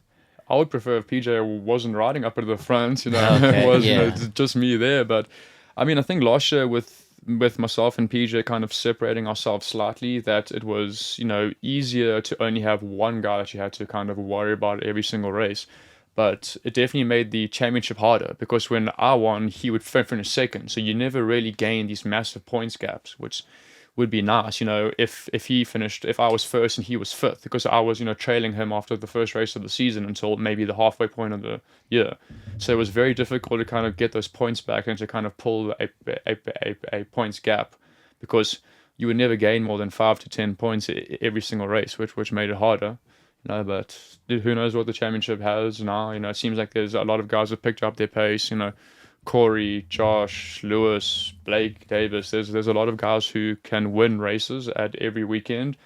But, you know, I think that PJ is a really consistent, strong rider, you know, and I think that he knows, even when he doesn't have the pace, he seems to just somehow find it, you know. So he's got that. He digs deep, yeah. He's got that natural ability just to figure it out somehow. Like I tell people all the time, I think he could ride like a piece of wood. Dude, still he go can. fast. Yeah, no, I mean, he finished second in the World gearing, Supersport Championship, you know what I mean? So he's clearly one of the world's best riders on the Supersport bike, so I'm just happy just to be riding around with the guy, you know? What do you think the biggest turning point last year was for the championship? Like, where did you The know? Ridge, definitely. Yeah, I mean, that was a massive turning point there, obviously, when he went down. I'm sorry. You know, but I think also Coda, when he went down in the second race. Yeah, I mean, otherwise, besides that, we were basically first and second most of the year, you know. But I think after the Ridge deal, and I also think it was the Mid-Ohio Sunday race. Oh, yeah. When he was in first and I was back and forth, and, you know, I just couldn't get past Maxi Gerardo. And, you know, at that stage, I think I was only 8 points up or something. And, you know, let's say PJ won that one and I finished fourth, he would have taken the championship lead and things would have really pivoted. But fortunately for me, something happened. I think they went on a softer front end tire choice, which was very strange because they never really made front end tires work. But they decided to go on the zero, from what I've been told. I don't know how true that is. And he shredded the thing, and fortunately I went from fourth up to first with a couple of laps to go, and he went backwards, you know. So I think, you know, it could have gone down to 0 points, and I went back up to 18, 20, whatever it was there. And I think that was also a crucial point for the championship. And that was post-Ridge, right? Yes. Post-Ridge. Because after the Ridge, we went to Laguna Seca, and he won both the races there. Yeah, he gave me payback. Yeah. I mean, hey, that is racing, man. I mean, I understand touching and taking someone down is definitely not, but it's hard moves, man. We're all going to be out there racing, and you know, sometimes you get a little bit keen on the front end and go a little bit wide and maybe get close to someone, but you know, I think that's what people like to see. I've never been to the Ridge, so like that, is that corner prone to like, is it quite big? Like you can do. I mean, or was it a saucy move? I would compare it to the second last corner at Barber, where you're kind of like turning, and it starts sucking back on you there. Yeah. And I'm very good on the front end and front end feel and kind of like trailing brakes into corners, you know what I mean? So and also that bike punching out of corners was insane, you know. So I would lose 3 or 4 bike lengths out of every corner. I would gain 4 or 5 bike lengths coming into corners, you know what I mean. So I had it in my mindset that was where I kind of had to make the move. And the first lap I made it and ran out wide, or almost ran to the back of him. And the next lap I just committed to it, and he went tight, and I was already committed to it, you know what I mean. So either I would have ass packed him or go for the move and just ran out wide. Unfortunately, we touched and he went down, and but. That's just it, I guess. Yeah. What do you think if the roles were reversed in that situation? What would you have? I would have definitely flung my arms around and gotten angry. But what would the outcome have been out of that situation had it been the other way around? I mean, retaliation, I guess, you know. But I know there's some drama and things were said and you know, behind the scenes with MotoAmerica and the whole deal, but do you think it would have went that same route? I mean, I don't see how it couldn't have if the roles were reversed. You know, Yeah. I mean, I got penalized by 3 seconds, and I think I only ended up winning the race by like 3.5 seconds. You know what I mean? You know, then he also put a couple of harsh moves on me after that, which was similar. But I felt that I picked up the bike when he made the move at Laguna Seca, and if I didn't pick up the bike like what he didn't do, I would have crashed too. You know what I mean? So I think I was just aware. A little bit more, you know, aware. I don't know if he didn't think I was going to carry on drifting wide, but it just seems like he carried on turning into the back, you know, swing arm of the bike. I'm not saying that he's wrong and I'm right, but I just felt that, you know, he did similar moves back and, you know, nothing happened there. So I don't know what that deal was, but at the end of the day, I don't want guys to go down. You know what I mean? That's not cool, you know, and also kind of puts a little bit of a question mark, you know, to be like, hey, you know, if he never crashed there, would the championship have gone to the same? And I'm pretty sure that the Rahal guys have spoken about that plenty of times before. But yeah, I mean, close, hard racing is what we all want, right? And you know, hopefully it doesn't come down to that again. You know, and PJ rides extremely well. You know, I know that he's one of the best riders here, you know, and I'm pretty honored to be racing against somebody of that caliber, really. Yeah. Do you think like when you have an incident like this weekend with Tyler, that it kind of hurts your case when you have those incidents later on? So let's say something happens later in the year where you end up in a similar situation with PJ or somebody else for that matter. Definitely. Do you think I think it stacks up and adds up to the point where then all of a sudden it's like you've got no option but to kind of take full blame? Yeah, no, definitely. I think that the whole what happened with Tyler, you know, I could have handled that better for sure. But I just think that, you know, in the MotoGP and World Superbikes, if you ruin someone's qualifying lap or get in the way on the racing line, you get penalized for it. In the 9 years in racing this championship, they haven't penalized a single person ever. Yeah. And I don't want to talk shit. I think Tyler's a good kid. He's a talented rider, but he's been known for it before, and it's happened before. Yeah. So I just unfortunately felt that I had to take it upon myself to be like, listen, this is it. You can't do that. Something has to happen, and maybe I shouldn't have done that. I should have handled it a little bit better, waited till after the practice. But you did, wait, so you were saying it in your helmet, but no, like that's what I was okay. like, you know, thinking it at that point was like, man, this is like the 4th time that this has actually happened now, and clearly you need to be told that this is unacceptable, you know what I mean? So, but it's like Morbidelli, man. Yeah, you know, again, I should have handled myself better. I should have handled the situation better, but just it kind of got the most of me. And you know, like I've been saying, there's a lot of pressure at that point. And you know, I was looking at the tower. I was down in 5th place at that point because I hadn't got a clear lap prior to that. So you know, it's just everything was just building, and I kind of knew I I was on an absolute flyer, and then the lap got ruined, and then emotions just got the best of me, I guess. So what do you think needs to change? Obviously I've got my own opinions on things, especially after this weekend with MotoAmerica and on just some of the ways that they're handling things. But what do you think would be? What would you like to see happen in a case like that where somebody's touring, or like what do you think needs to change? Well, when I went up to the principal's office, I got a big lashing. They kind of told me that that's not going to happen, kind of on like my final, warning there. But Was I it kind on of TV? Yeah, no, it's a Oh. big time on qualifying, TV. Yeah. Oh, no way. Well, So- both of us, because it kind of continued into turn 2 on the same lap. 'Cause Yeah, I kind of got in Corey's way while I was floating Tyler, so sorry about that. No, it wasn't even you. He kind of was in the.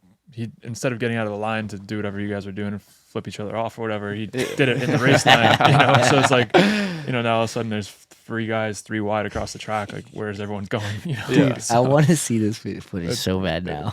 We gotta Billy will clip it in. Yeah. Yeah. I think that, obviously after I got told that I'm wrong and whatever else, I kind of said my sorries, and it's not going to happen again. But I did mention to them about this has happened plenty of times. There's other situations where lappers have gotten championship leaders way because they don't know if the flag didn't come out sooner, and then nothing happens, and people touring on the race line, ruining guys' qualifying laps. So I mentioned that, and like, hey, you have to start handing out penalties, or nothing is going to change. Nothing changes if nothing changes, right? So they kind of took into their mind and said that they will start looking closer at guys touring during qualifying and sitting on the racing line. Touring is like one thing, but sitting on the race line is a totally different deal. I don't care if you're waiting for a tow. Everyone does that. Marc Marquez made half of his career off of towing guys, or getting towed off of guys. So yeah, they said they're going to kind of look at that closer. But then, Corey, just to come back to your point on maybe if the weather's a little bit bad or there were puddles forming, for a safety reason, why didn't they actually call it sooner? Why did they wait until so many guys crash out or whatever else? We kind of need to have a riders union maybe. Yeah. That prior to the race, we say if more than 3 guys put their hand up, you need to kind of red flag the race, or have a union that we can kind of go to the championship and say, this is what we want, this is what we need, and kind of, discuss things rather than being told, this is how it is, suck it up, if I can do it. Well, I think the biggest thing is that you previously said, listen, 50% of your income comes from contingency. So you're forced to race. It don't matter. Like, Yes, you could make a stance, but somebody else is going to put on there. Or if your teammate races, right? You're not going to lose a championship. You're just going to go suck it up, right? That's just the type of rider you are. I think, though, for me, it's really tough when you look back at you crashing in 2021 or whenever that was in the similar downpour. Like, Barber obviously has an issue with torrential rain that the puddles that form on the side of the track. There are certain areas that there's going to be puddles there. That's why the lines clearly changed from the first lap to the 10 lap mark. And you can see how we were going wide in a couple of corners, and we started getting closer and closer towards the middle of the track. So I think maybe we might have to tell the championship of the following year, if it does rain, kind of these are the spots. But yeah. Well, I just don't understand. Like, we're supposed to be FIM certified in some regard. I don't think any FIM would approve a rain situation there, right? They wouldn't allow Moto 3, Moto 2, World Superbike. Yeah, World I don't know what there's got to be some kind of, I don't know if I think measuring it was rainfall or something like that. I think it was at the Tire Grand Prix 2 years ago, maybe during the Moto 2 race, when they started hydroplaning down one of the straights. You could clearly see the bike spinning up, whatever. Same with Japan or Austria. Yeah. Same thing with Austria. Yeah, it was so obvious, and like I said, I was watching when you fell. I was standing there talking to the corner workers, telling them how much standing water there was, and your bike sliding towards this track is getting sketchy. Oh, there goes Matt. But it was like 6 people crashed. But for me, it's like, are they waiting for 2/3, or is it like, are they waiting to try to red flag it? I don't know. I mean, even Josh said, I think in the press conference, that he was in, and it's always the hard part when you're the front guy. You don't want to be the guy.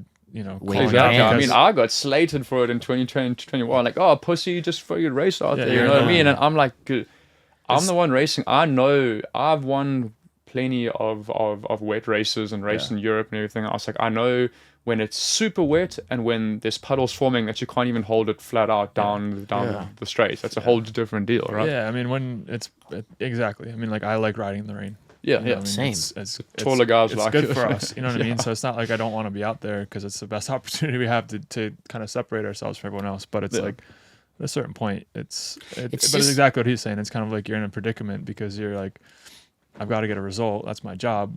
Yeah. But also like self-preservation kind of is in the back of your head where you're like, Yeah. I'm folding the front on a straightaway Yeah. at 130 or whatever. It's like Fifth gear pinned in the front starts hydroplaning and catching it. It's Yeah. terrifying. Yeah, I mean, but I agree. I mean, I think that there's got to be something. I mean, it's becoming more and more of a thing, and I know some other guys spoke about it over the winter on some stuff, It's consistency because like Mid Ohio for the baggers, right? Like I went up there and said, hey, we were on slicks. It started raining. I literally went through the kink at Mid Ohio and fucking almost wadded. I went to the line and I'm like, dude, you got to give it 5 minutes. Like You have to wait, You yeah. can't. Like someone's gonna crash. Now, And okay. there's no runoff there either. For me, I don't care. I'm from BSP. Like I don't give a shit. I was fast, Yeah. but I'm just like I know I'm going flat through their first lap. You know, and they made the right call. So for me, I think it's just like a consistency of like, it's so hard that the line that they stand on is so line. Like, well, if it's not X, we're not doing it. It's not in the rules, we're not doing it. Yeah. But like the common sense is like, dude, sometimes I feel like that needs to push over. Like, dude, 6 guys crash, 3 in the same corner, and they're all top Yeah. 5 ended up guys. being Yeah, 4. in the was same that corner. Moto 2? I mean, not the Moto 2, sorry, the Twins Cup race. I think in the space of 2 laps, I think like 5 guys crashed, whatever it was. Yeah, I just, yeah. I mean, I think it. I mean, but like, granted, it's also difficult sitting up in the course. control room to kind of know how bad it is until people start to crash. You know what I mean? So Yeah. we Well, do have to that- try to figure out some sort of mechanism or. I think it's Yeah. tough because if they Yeah. make the wrong call, they're gonna get slated. They make the Yeah, right it's call, they because get then people slated. are like, why did you actually call it when I was catching in first place? And so, Yeah. you know what I mean? Like, you can't make everyone happy, Yeah, right? but I do think there's a certain like it wouldn't have killed anyone to wait another, hour or I mean it was like by 4:00 in the afternoon. The track was like Yeah. it was drying. Yeah, I mean, but I also think that the first 7 laps, it was a little bit sketchy, but it was more than fine. But from the 7-lap mark, when it started pissing down again, that's when it was like, It reminded man, me I of can't see shit. Hayes is riding in the middle of the track. I'm just following him, being like, brother, I hope you going Yeah. the right way. Sometimes I wasn't even actually looking down the track. I was just following Hayes. That's literally what I was doing. Yeah, you Yeah. couldn't see anything anyway. So. Yeah, It's like Yeah. Road America. I did the same thing at Road America. yeah. That It's was like, the thing, I hope I this mean- guy's not pointed at a wall because I'm just looking at his tire going. Well, it's like holding the thing Cam's pinned. crash at Road America. That, in my opinion, was avoidable. Yeah. I think they should have been out there. Everyone was Well, hydroplaning. mine. Yours Mine. as well. You hydroplaned. Literally. Oh yeah, when you tuck the front going into the corner, that was Rear. naughty, dude. You It was almost, the oh yeah, rear. sorry, the rear, yes. but it and- started like at the 5 marker. I Yeah. literally roll off and just, and it was just getting wetter and wetter and wetter, and you're like, So we could talk about it all day, but I just Yeah, but no, I think the rider. I don't know if it's a riders' union or like a safety committee. 'Cause I feel like that's how it used to be, like back in the day. I remember being at Mid Ohio in 2012, 2013, when everyone wouldn't race in the rain, yeah. right? And it took like the top. There's like a group of like the top 4, 5 superbike guys that all went and looked at the track and were like, no shot. But like we know this. Barber did this. They have all the clips. They post them every year. So where I was going with that, with like the penalties and that kind of thing, was like, I mean, I think you can tell me, but in your case, with what happened last year and whatever the case is, if they had said to you, like, if one more incident happens, you're getting a $10,000, $20,000 fine, something like that, or you're losing your contingency for one race or something like that. Championship points. Let's not put money loss on Well, the table here. No, but I mean, whatever the I case is. remember maybe 2019, 20, myself and Tony got into the whole scuffle. I got 2 points against my license for, I think it was 2 years or something. And if you get 3, you then get you have to start at the back of the grid, one of the races or something like that. Yeah, I mean, I'm very happy for something like that to kind of come out. That if you get a 3rd strike, you do a ride through pit penalty, or start at the back of the grid, lose 3 positions or whatever. But had you had that going into this weekend, or in the back of your head, right, you probably would have been a lot more conscious, whether or not you wanted to be. You would have been a lot more conscious of something like that happening with Tyler. Like, that probably wouldn't have happened. Definitely not. No, Right. you know what I mean? Like, I'm on a final warning now, I Right. guess. So. But it's not even that in itself is like, that's just like word, right? It's not like an official system of like, you've accumulated Yes, now yeah, I 3 know. points, and it's like you get a 4th point. This Yeah, XYZ yeah. happens. Like, Yeah, no, it's kind of just like a taken on the fly thing. Like, hey, you've kind of haven't done this wrong. We're going to give you one more chance, and then we have to penalize you. Like, what I mean? Yeah. Right. But like you said, you need to actually bring out a ruling system, because one time somebody can do something and they might not get badly penalized as somebody the following week when they're feeling better. You know what I mean? Or Right. then they happy because whatever else happened, from their personal life. You need to have an actual system that you can get the same penalty for the same thing from the same people every time at every track. Right. Yeah, and it's a deterrent. That's ultimately what it is. So it's you get a penalty for bumping into Tyler. Tyler gets a penalty for riding in the middle of the line, going slow. Like everyone knows where they're at, and then the next time it happens, it's like, okay, I understand. I fucked up. Yeah. I think that there definitely has to be some adjustments there, and hopefully they do. I mean, I think this weekend there's some things hopefully that will come out of it. We'll see. Right? Yeah. I'm sure it's being looked at. Yeah. I wanted to ask, you've raced in a lot of different championships throughout the world at this point in your career. Yeah. Who do you think is the toughest competitor you've had to face, whether it's talent-wise or just physicality-wise? Who would you rank among the top? I mean, it's so difficult to kind of tell. I mean, like, racing the Spanish Championship, I was racing against, like I said, Vinales, Oliveira, Rins, guys that are in MotoGP now. They're like one of the prominent world's best riders, but that was so long ago, Then in the Superbike class, myself and Bobier and, Josh Heron had some scuffles, PJ last year. It just changes every single year, what I mean? It's just...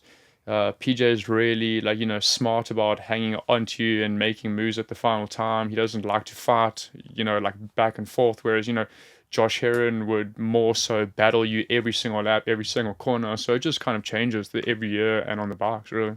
So there's nobody that was exceptional or that comes to mind where it's like I hated riding against this guy because I knew. No, I mean, I don't hate riding against anybody, really. I think it makes it better, it makes it more fun. Obviously, it would be nice if I could just go out and win every single race and not have somebody who's quick. You know what I mean? But I think it's better for the championship that you have somebody there that actually pushes you, and whether it's PJ, Heron, Bobier, previous guys, Rins, Peterson, or whatever. You know what I mean? I think you just want to beat them, but there's nobody that really stands out as somebody that I hated or just didn't want to race against. Mm. What about if you didn't end up racing, right? If something didn't work out along the way, what do you think you would have done otherwise? I'd be dead in a ditch somewhere. No, I'm joking. I mean, I would have probably worked for my dad's company or done something. Is he still has the company? No, he actually sold it a couple of years back, just prior to COVID.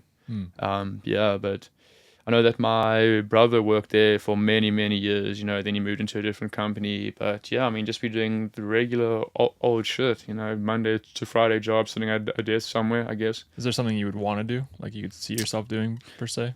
Maybe a DJ at a club or something. Really? That was I could no see way. it. I used to love go to clubs and parties and stuff like that, you know what I mean? So I mean that would have maybe fit into that culture, but otherwise no. I mean I was never really interested in, becoming a lawyer or a accountant. Not that I would have actually made it, but I mean there was nothing really that really bit my fancy per se. Yeah. Did you do any other sports? Yeah, I mean, back in high school, I played lots of like soccer, and I played rugby when I was very, very young. I played for a club for soccer, like outside of school, like a semi-pro kind of deal, but never ever to the point of going professional doing it. It was more just for fun, you know what I mean? And I love playing sports. I go and play tennis with my wife sometimes. I go back home and I play some soccer games with some friends and whatever. But no, I mean just. Nothing. I feel like you should open up a club at the track Saturday nights. Yeah. Club Scholtz. Yeah, DJ out there. Yeah. I mean, just go out with your race helmet on, like Marshmallow or something. Yeah, exactly.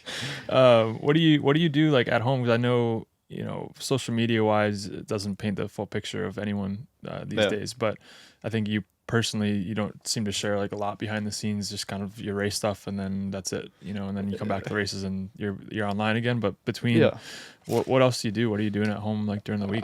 I mean, like, the big thing for me is like I know that a lot of people share their personal life, but I don't really like to get involved in sharing my personal life. And also when I'm doing things, I don't have that mindset of like, oh, I got to film this so that everyone thinks I'm cool and I'm doing something. You know what I mean? Like I'm all just go out and do things, and then afterwards I'm like, oh, I should have got a cool photo, when I'm playing paddle with my friends, or going to the beach, or going and having lunch somewhere, or hiking, climbing up a mountain, something like that. But I'm a pretty simple guy. I like playing golf, like my motocross bike, like mountain bike riding, and to hang out. I used to go to like a couple breweries and have one or two beers with some friends, but nothing too special. I'm a simple guy, really. What kind of beer guy are you? Oh no, I just used to drink Coors or whatever they had there, Blue Moon, whatever. I like to, I know that a couple of guys like their like stronger IPAs, but I'm not like a brewery guy that I go hunting like for these different tasting beers. You know what I mean? Like That's this I guy. just like That's this guy, dude. if you are like if you are going out to have a couple of beers, you drinking to get a little bit of a buzz, have some fun. Yeah. You know what I mean? But yeah, I mean, probably the most fun thing I do, apart from motocross riding and mountain bike, which is like, training per se, is playing golf. I love it. I actually suck ass at it, but I love it. Like everyone, pretty much. Yeah. Yeah. I don't know Have if you have you anybody's just good. gotten into it, or have you been into it No, for a no, while? I started 2019, maybe. Okay. Like when I was, younger in school and stuff, I'm like, oh, who plays golf? It's just such losers. Like, you know what I mean? And then I, got into it and I absolutely love it now. What's the handicap? I stink, dude. I mean, can shoot between a 80 something and 100 and something, That's good. varies though. under the day. That's I great. guess, yeah. That's awesome. I I've feel like never gotten into it. I've only played like twice. dude, your Yeah. back can't allow you to, dude. Yeah. Yeah. Big pendulum warrior. What made you land in Atlanta or in Georgia? Signed for the Westby team, and Chuck Giacchetto lives in the Holly Springs, Canton area, and he just wanted me close to the shop, and he knew a guy that was like, renting out a house, so I started renting the house that was less than a mile away from the Westby shop, which kind of Chuck was the Westby shop per se, working on the motorbikes there. So yeah, that's how I landed up over here. And then, I knew Miles Thornton from the racetrack. He lives kind of close by.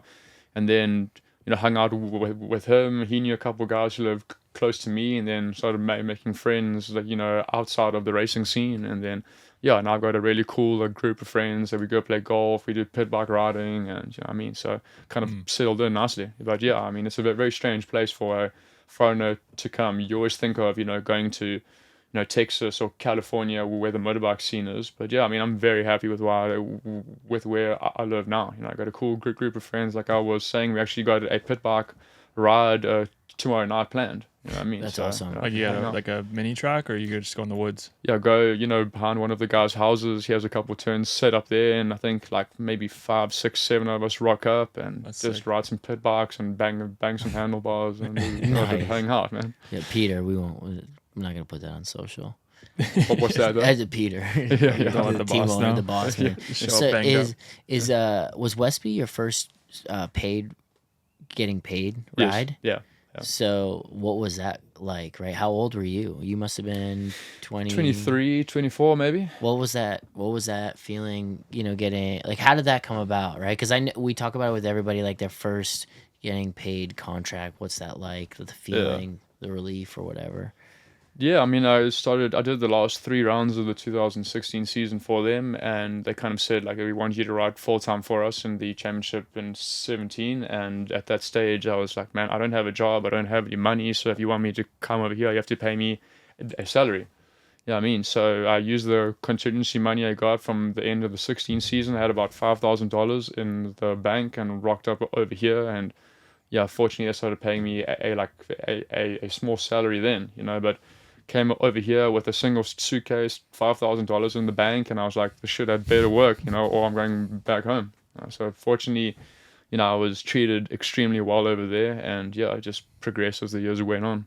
When you came over, did you feel any added pressure because of the situation that was obviously very fresh at the time with Dane passing and whatnot? Did that add another layer that you weren't used to racing because it was like a family thing and you were stepping into this, interesting kind of role? No, I mean, I wouldn't say that it added pressure to it. I've always had pressure on my shoulders. I mean, like I said, my parents paid for my racing. I had people counting on me. So I know that I was kind of representing Dane, at that point, but it doesn't change anything that happens to me on the track. Once the visor's down, you kind of lose that sense of what you're doing it for, who you're doing it for. You just go out there and just ride as hard as you can. But I've always said pressure is a privilege to have.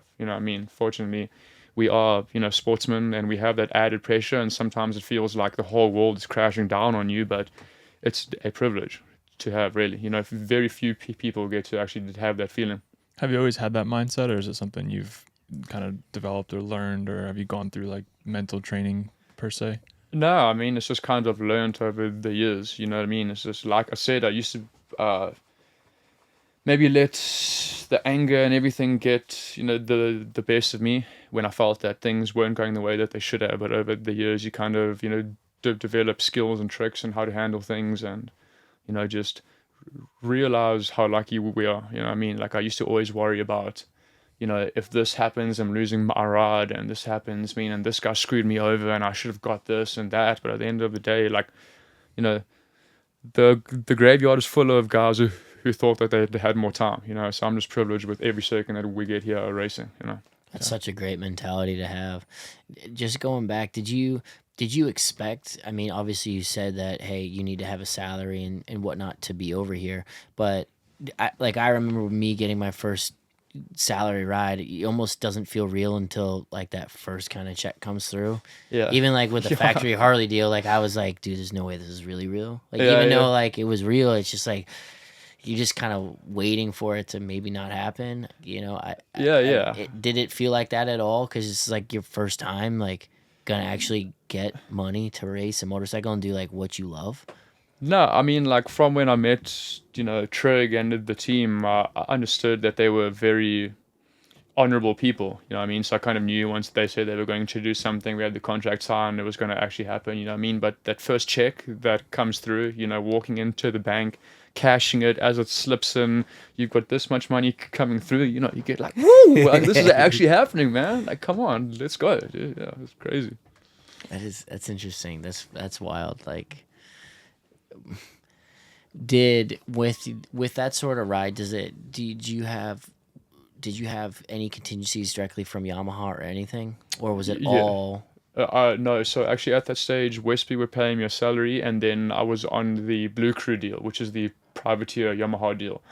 Yamaha have a very fortunate that the company gives privateers a like paycheck. You can go online and actually see what the deal is. If you race in the 600 class, top 3 get paid first, second, third, up to here, Superbike top 5 this much. So every year I was able to kind of make a little bit more money through the contingency program. Fortunately, Yamaha have been extremely good to their privateers and their Blue Crew deal. I was curious, just how often do you actually get to see your family when you're over here these stints of time? I know your dad and your brother would not have come over some races, but is it quite a while between seeing your family? Yeah, they probably try to come to 1 or 2 races every single year. Last year they came to Coda and Jersey, and then I see them when I go back home, Christmas, New Year's, December, January, but I don't see them for 8 months at a time sometimes. And we've been a very close family. My grandparents, died when I was, younger, and then my uncles and aunts left the country to go to New Zealand and kind of scattered throughout the world. We didn't really hang out with our cousins. They live in a different city, so it's my mom, dad, and my brother. We're a very close family. I basically call them every single day. But it definitely sucks to have left the country and leave them there. But it's just one of the sacrifices that you have to make. Have they ever explored coming here and just moving here with you, or are they pretty set in South Africa? They're pretty set there. My dad fortunately was able to make a decent amount of money, working and stuff like that. So they live a very privileged life back home, and just if they had to change rands into dollars, it would hurt, bad. So they're pretty set up there, and my brother's there, as well. So they live in a beautiful home back home. They're very close to the beach, and they're very set up and they're very happy there. Yeah.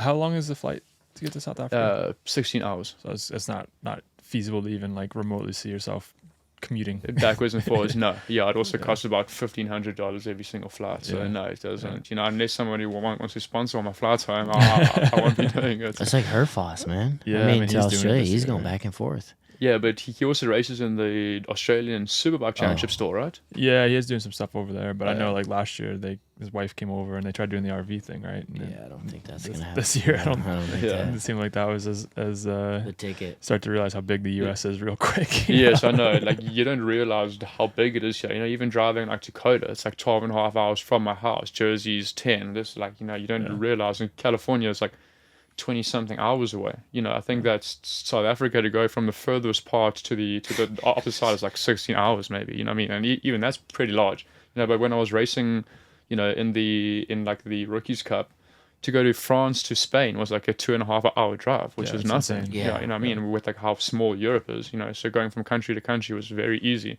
But over here, it's massive, you know. Yeah. State to state, you start to realize that it's a hell of a lot longer. Yeah, we talk about it a lot. That's why it's so expensive to race, because you know logistically it's so expensive. Yeah. Just to get around. But what would you say? You know, some of the differences are, and we talked with Cam, so we've got some idea, but just upbringing wise, comparatively, the U.S. to South Africa, is there anything, I guess, unique from your experience growing up there versus what's different here for people who have like us who've grown up racing in America? No, I mean, like I said, I was very lucky that my dad had a successful business and I lived a very privileged lifestyle. I went to private school until grade 9, then I went to the Rookies Cup, you know what I mean? So I kind of did homeschooling for those last couple of years, like to kind of get my, you know, grade 12 certificate or whatever you guys call it. Yeah. But yeah, I lived in a good suburban neighborhood and From what I understand, South Africa is like kind of like got pockets, right? Like pockets, there's, yes, yeah. like- You know what I mean? I think the biggest thing from here is that, you know, where I lived, everyone was doing well off really. But if you went 2 miles, you know, further east or north, you know, over the hill, there are people literally living in like shacks. Yeah. You know what I mean? That can't even get like, you know, running water and food. You know what I mean? So I think that the you know, disparity between the haves and the have-nots is massive. You know what I mean? Whereas here it's kind of, I think that the you know, middle class is a hell of a lot larger. So the unfortunate thing about back home is that if you are not well off and you don't have money and you're living in a township, like life is so hard, man. Like I go home and you kind of get that newfound appreciation for the life here every single time, because you go home and you kind of like, you know, cross over a like certain road over the hill and then there's people there that are like dying, you know what I mean, because they don't have any food. Yeah. And sad, man. Yeah, I mean That's that's surreal. That's crazy. definitely puts it in perspective. I mean, do you find it hard to go home and see that stuff? Like be reminded of it? I mean, when like you're here, you're isolated. I grew up, you know, in that, you know, living lifestyle. Really, you know what I mean. It's just, but it just gives you a whole new perspective. Sometimes, you know, that when you go home and you see those things, that you realize how lucky we are. You know what I mean. And also when I was like, you know, younger, you don't think of those things, you know what I mean? But then the older I get, the more I realize how hard it actually is to be successful and make money and live a privileged lifestyle, that you start to think back to how quickly things could have gone bad, right? Yeah, I mean that's right there in front of you, I guess, right? When you see it there, especially like that black and white. Yes, you yeah. know, as it is here. I mean, you definitely see people who struggle here, but you have to go looking for it. It's not right in front of you. Yeah, you know? and you know, the people struggling here still have cars and they still go to work, but they're just struggling to pay their like mortgage. Whereas people back home struggling can't even get food. Yeah, you know what I mean? They're literally eating like bread, or they're eating rice every single day until like, you know what I mean? It's why do you think harsh. it's like that in South Africa? Not to like, get too far off of racing, but why is there such a disparity there? I don't know. It just seems that like once you're kind of caught up in that township lifestyle, like the labor for them is like so cheap that they can't, you know, actually make the money to further themselves and get out of that situation. You know what I mean? So it just kind of seems like, and it just gets passed down from a generation and actually gets worse, you know. And unfortunately, our government isn't making things better for the poorer people, actually making it worse. You know what I mean? So, you know, a lot of the people don't have running water and stuff. You know, so and it's Really? and it's only getting harder. It's like basic human. They don't Yeah, have running the water. corruption is blatant back home, like the most blatant corruption any country has ever seen. But there's nothing that I can do about No, it, no, or, no, no. or anyone else. You know what I Yeah. mean? It's just that the way that things are. Do you find it hard to be in the U.S. and like kind of see all the trivial shit that goes on, and then you have that in the back of your head, like your homeland has got.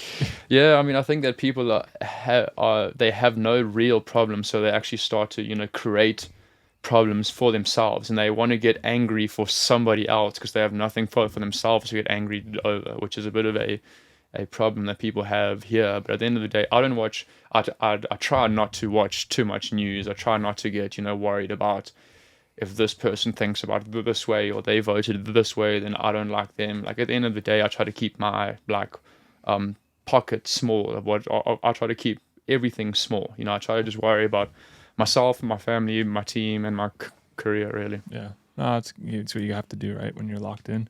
Yeah. Do you feel any responsibility or desire to help like the youth, or have any kind of, I guess, position on the youth as far as road racing, the sport, and whether it's like helping to develop some South Africans to come over? You see the Talent Cup going on, and you've got obviously a lot of Australians. It seems like it's the Australian Talent Cup more than the right. North American Talent Cup. But do you is there a generation of kids in South Africa coming up, and do you feel like a need to help?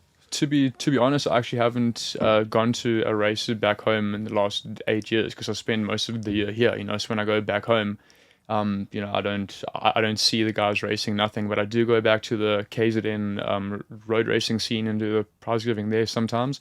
The KZN is like the local racing scene from where I'm from. I go and hand out prizes there sometimes, and speak to a couple kids and try to help out there. I've given old like leathers, boots, gloves, and everything else, but it just seems like it's so far, from what we're doing here. And I mean, I'd obviously like to help. If anyone wants to ask me questions, I always try to help out there. But at this stage, it just seems like it's so far away. What is the talent crop like in South? Is there like a generation of like there was of you guys, the Binders and yourself and so on, like coming up, or is it kind of much like everywhere else where it's difficult? It's kind of the same as it is everywhere else. It's a really difficult deal, and it's unfortunately people have to spend a lot of money to get to a decent level of riding where they want to go overseas. But I know that we just got a kid now, or there's actually 2 kids qualified for the Rookies Cup. But cool. I think that Brad and Darren riding in the MotoGP, they directly help them out. Myself and Cam, if any South African kid had to come over here, we would happily help them out. You know what I mean? But what happens Europe side and what happens here, it's 2 different worlds apart. Huh? Yeah, no, it is. It's crazy. It's crazy how much different it is, and it's getting harder. Like it's just because I feel like the money situation is now so you have to spend it. Yeah. Again, it's so much more. It feels like you know what I mean. And also back in the day, you also hear these crazy stories of guys walking around the pit with $2 million checks sitting in their backpack. You know what I mean? Whereas like now, if you make a 6-figure salary, there's only a couple guys getting that. You know what I mean? If there are still guys getting that. You know what I mean? Yeah.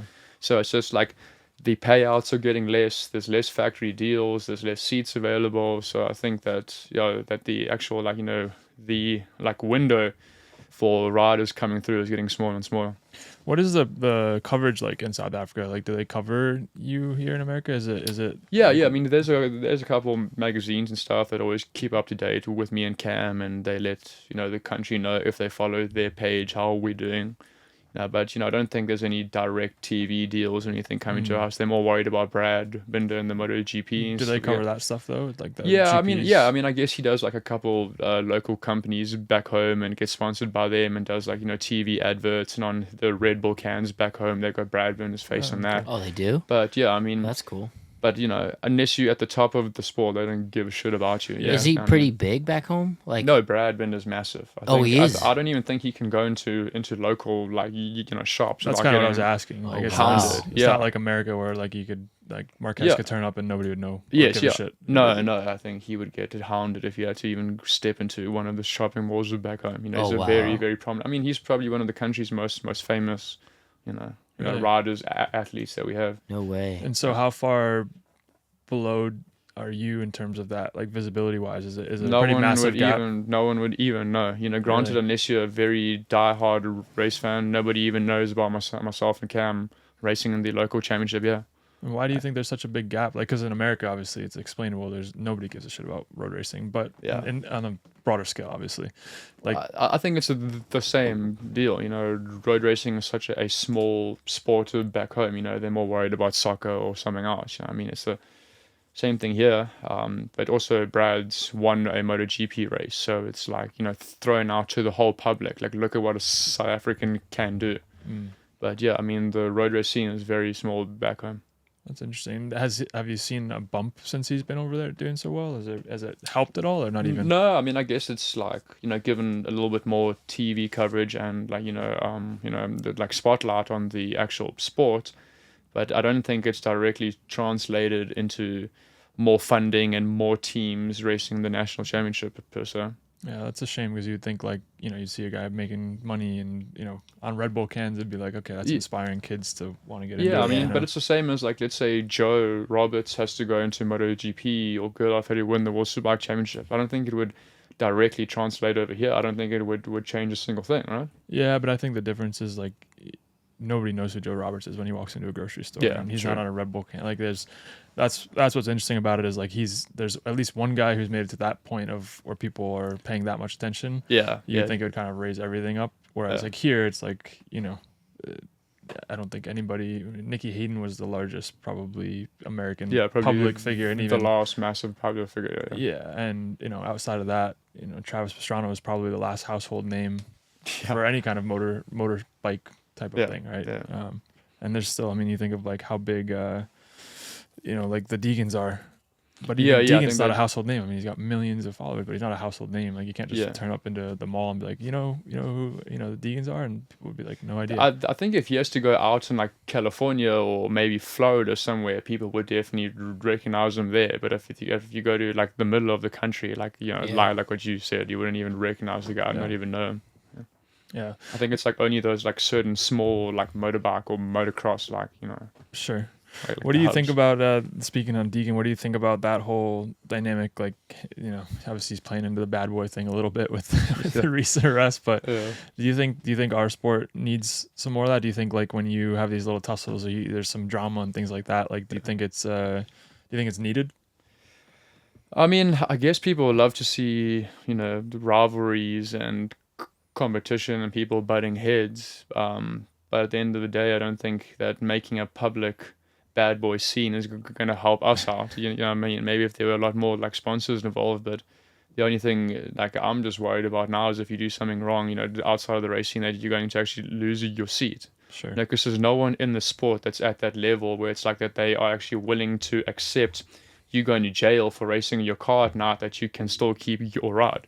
Whereas here, I think if you do something similar to that, it's like, You're gone. get the hell out of here. Yeah, Yeah. you know what I mean? Yeah. So, Yeah, maybe one day if we get to that prominent stage, but I think at this stage now, there's so many guys wanting seats that they would get rid of you in a second if you had to do something dumb like that. I think that's such a good point you make, because I fully believe that. Like, I feel like if I got arrested, Harley would be like, Harley would be like, get the hell out of here. Get out of here. Yeah, exactly. I Not just like, well done, dude. I don't Wear think- the orange jumpsuit and come Well, I out on know, the next right? main. It's crazy, right? When you see that, you're like, I was like, that It's is like- ballsy, man. well, it's like literally, I figured there'd be like some sort of like, I was fully thinking there'd be something different, and they just like literally rolled it off. He's posting it that he's a, I'm a stunt guy now, like posting like it's funny, and then it's like, dude shows up, and like you got to run the marketing train once you go, and Once they were you're gonna that do far it. deep, Yeah. you might as well. But it was yeah. like it just rolled off their back like it was staged. I mean, Yeah. it wasn't, but yeah, it no, that's it. It feels like it was staged. fully, Yeah. because it's like, how is there zero repercussions? Like, how didn't Yamaha star? Like, nobody. Yeah. And then now everybody's eating into it like it's, dude, this is the greatest thing we've ever seen. Yeah. What? And then him, like slapping that Juju guy, the race Yeah. after that. If we had to put hands on another rider in our championship, they're gonna ban you. You know what I mean? Whereas like there, the Supercross pushes it as like, oh, bad boys fighting it out. We haven't had this rivalry in a while. Yeah. I don't think it would play out the same in our racing scene. No, for sure, but it would get eyes. Yeah, That is a common thing. No matter what, people seem to like that. Well, kind dude, of we still talk about drama. the the Dylan Kelly freaking Hayden thing. The water right? bottle thing. Yeah, I mean, like, and that was something that wasn't even that big. Yeah. You know what I mean? We still talk about. People love drama. I think there needs to be. I don't think there needs to be it, but I don't think it needs to be As I don't harshly think- punished. if There you something go. Like, that has to Like happen, if yeah. it's not like, it's hard, right? Because you say you don't want to be harshly punished, but you want, like, we want punishment for riding in the line, Yeah. right? So like, where is the line, Yes, right? Because you exactly. want to grow the sport, but at the same time, But I think as long as you're keeping people safe, yeah. let them have a bit of a squabble. Let them take off their helmets and get in each other's faces. I mean, look at But NASCAR. because that's like safe still, you know what I mean? Yeah. No one's going to get hurt. So Yeah. that's my way of looking at it. It is true though. NASCAR, they literally like they assault each other, and it's just like I know. Yeah, whatever. Yeah. You see- it's like 10v10. it's on almost like teams. UFC. Like it's like Yeah, it's but like dude, allowed. Have you seen their guys? Like, real quick. Like, have you seen The crew guys now. their crew guys are all guys that didn't make the NFL draft. Oh, Everybody. so they purposely hiring massive guys No, when they actually are. they have brawls. They got Well, no, they're enforcers onto the team now. Probably, but they're hiring them as like the tire guys because Yeah. they're so big that they Yeah, and they're agile.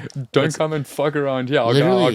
beat your ass. They all Literally- have them now. They all have like Well, linebackers. for them, it's like I think like a tire guy, like a left front's like 180K or something like that. And dude, when I went to Shit, I mean, When that's I- more than me, dog. no, when I went to Trackhouse, they have an entire fitness development center that is fully their physio, trainer, nutrition, and they have everything there timed so that they can see it, and they run analysis on them, and then they have like the weeks of what they've done, and then they have everything timed from the last race. Under the crew chief guys or the riders? No, I'm talking about the crew. Yeah, okay, crew. Yeah, Yeah. the full guys do crew. entire So like it's an changes. entire development center for pit stops. Okay. Like it's actually pretty Like they're insane. bench pressing wheels and stuff. Yeah, out there lifting, doing bicep curls with the two different tires. Just full on T, dude. Yeah. No, it is insane. We got to get into the Yuasa recharge your battery segment, which I think this is a good point. What do you do after a weekend like this? Obviously, you know, Saturday was hot and physical. Sunday was mentally a bit draining in the wet weather. At least for me, it usually is. What do you do to recharge your batteries after a long weekend? Monday, I usually do absolutely nothing. Sit on the couch, watch TV, play some games. I played Verdansk yesterday for maybe 4 or 5 hours. Played what? What? COD, Call of Duty. Oh, the new like map. the new map. Oh, okay. Which was the first map. They brought it back out again. Played that for like 4 hours, 4 or Theo, 5 hours. You have a Yesterday, squad? sitting in front. Yeah, usually myself, Cam Peterson, and one of our friends, Brad, play. Josh Heron's joined us a couple times. Greg Greg White. White's played That's what I a was couple gonna say, times as Greg White. well. Yeah, I mean we have a crew going sometimes. But Me I and mean, Briar yeah, I gotta get mean, locked in. That's Xbox. no, I'm on PlayStation 5. Xbox is for you US guys. But I mean, yeah, I mean, otherwise I just go home and do nothing. You know, just one day of not even leaving the house. I don't work out. I don't stretch. I just sit on the couch, play games, do nothing, and then Tuesday I kind of start to ramp up the training again. But just take one day to yourself and chill out, man. Couch potato. Sick. Yeah. Well, So- Order food every single meal, breakfast, lunch, dinner, and that's it. just order it in. Yeah. No way. Just Don't full on even- cheat day. I don't work. I don't cook food. Just one day of nothing. Just lazy ass nothing. I love crazy. that. That's cool.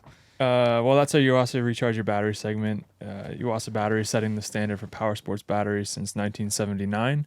Each and every day, it starts with us. Visit yuasabatteries.com to find the battery for your machine or to find your local Yuasa battery retailer. Thanks again to Yuasa Batteries for sponsoring the pod. We really appreciate it. And yeah, now you got an excuse to be a couch potato because that's what our boy Matty does over here on his days Don't off. listen You to me, know. man. A big recharge. I love it. With that in mind, as you've gotten a bit older now, not to say that you're old, I don't want to. I'm getting old, man. Not as old as Jimmy over here. Time Literally, passing by quickly. bro, once a fucking pod, this guy literally brings up my age like I'm a fucking dinosaur, dude. Well, I mean, like we said, Hayes is 50. He won on Sunday, so shit. I mean, I know maybe it- age is just a number. it's at this just a point, number, right? yeah, I mean, I doesn't think matter. that Zarco's having one of his best seasons in MotoGP, and he's 34. Hey, You know what I On mean? a Honda. Colton yeah. said it best. Factory's a mindset. Yeah. Factory mindset. But where I was going with that is, has your perspective on like risk versus reward changed at all? You know, in terms of how willing what? Dude, this guy's literally said that he's on the limiter I know he is on a 24/7. limit 24/7, but it doesn't mean he's not thinking about it more. Are you more thought conscious about being balls to the walls all the time versus when there's a moment to maybe take a second place or be a little bit more thoughtful, or you just win at all costs at all Win times? at all costs, go out there and just send it. I mean, obviously, when it comes down to the last couple of races and the championships on the line, then you're worried about it. Not to do stupid shit, but it's not worried about getting hurt. It's worried about, I don't want to lose points. I want to do that. But as far as getting hurt, man, like, don't ever worry about it. You know, I've crashed. I've been hurt. You get better. The body heals up. But yeah, just go out there and ride on the absolute limit every single time on the motocross bike, mountain bike. Just send it, man. Do you think that's why, like, because you've had some pretty big crashes in warm up?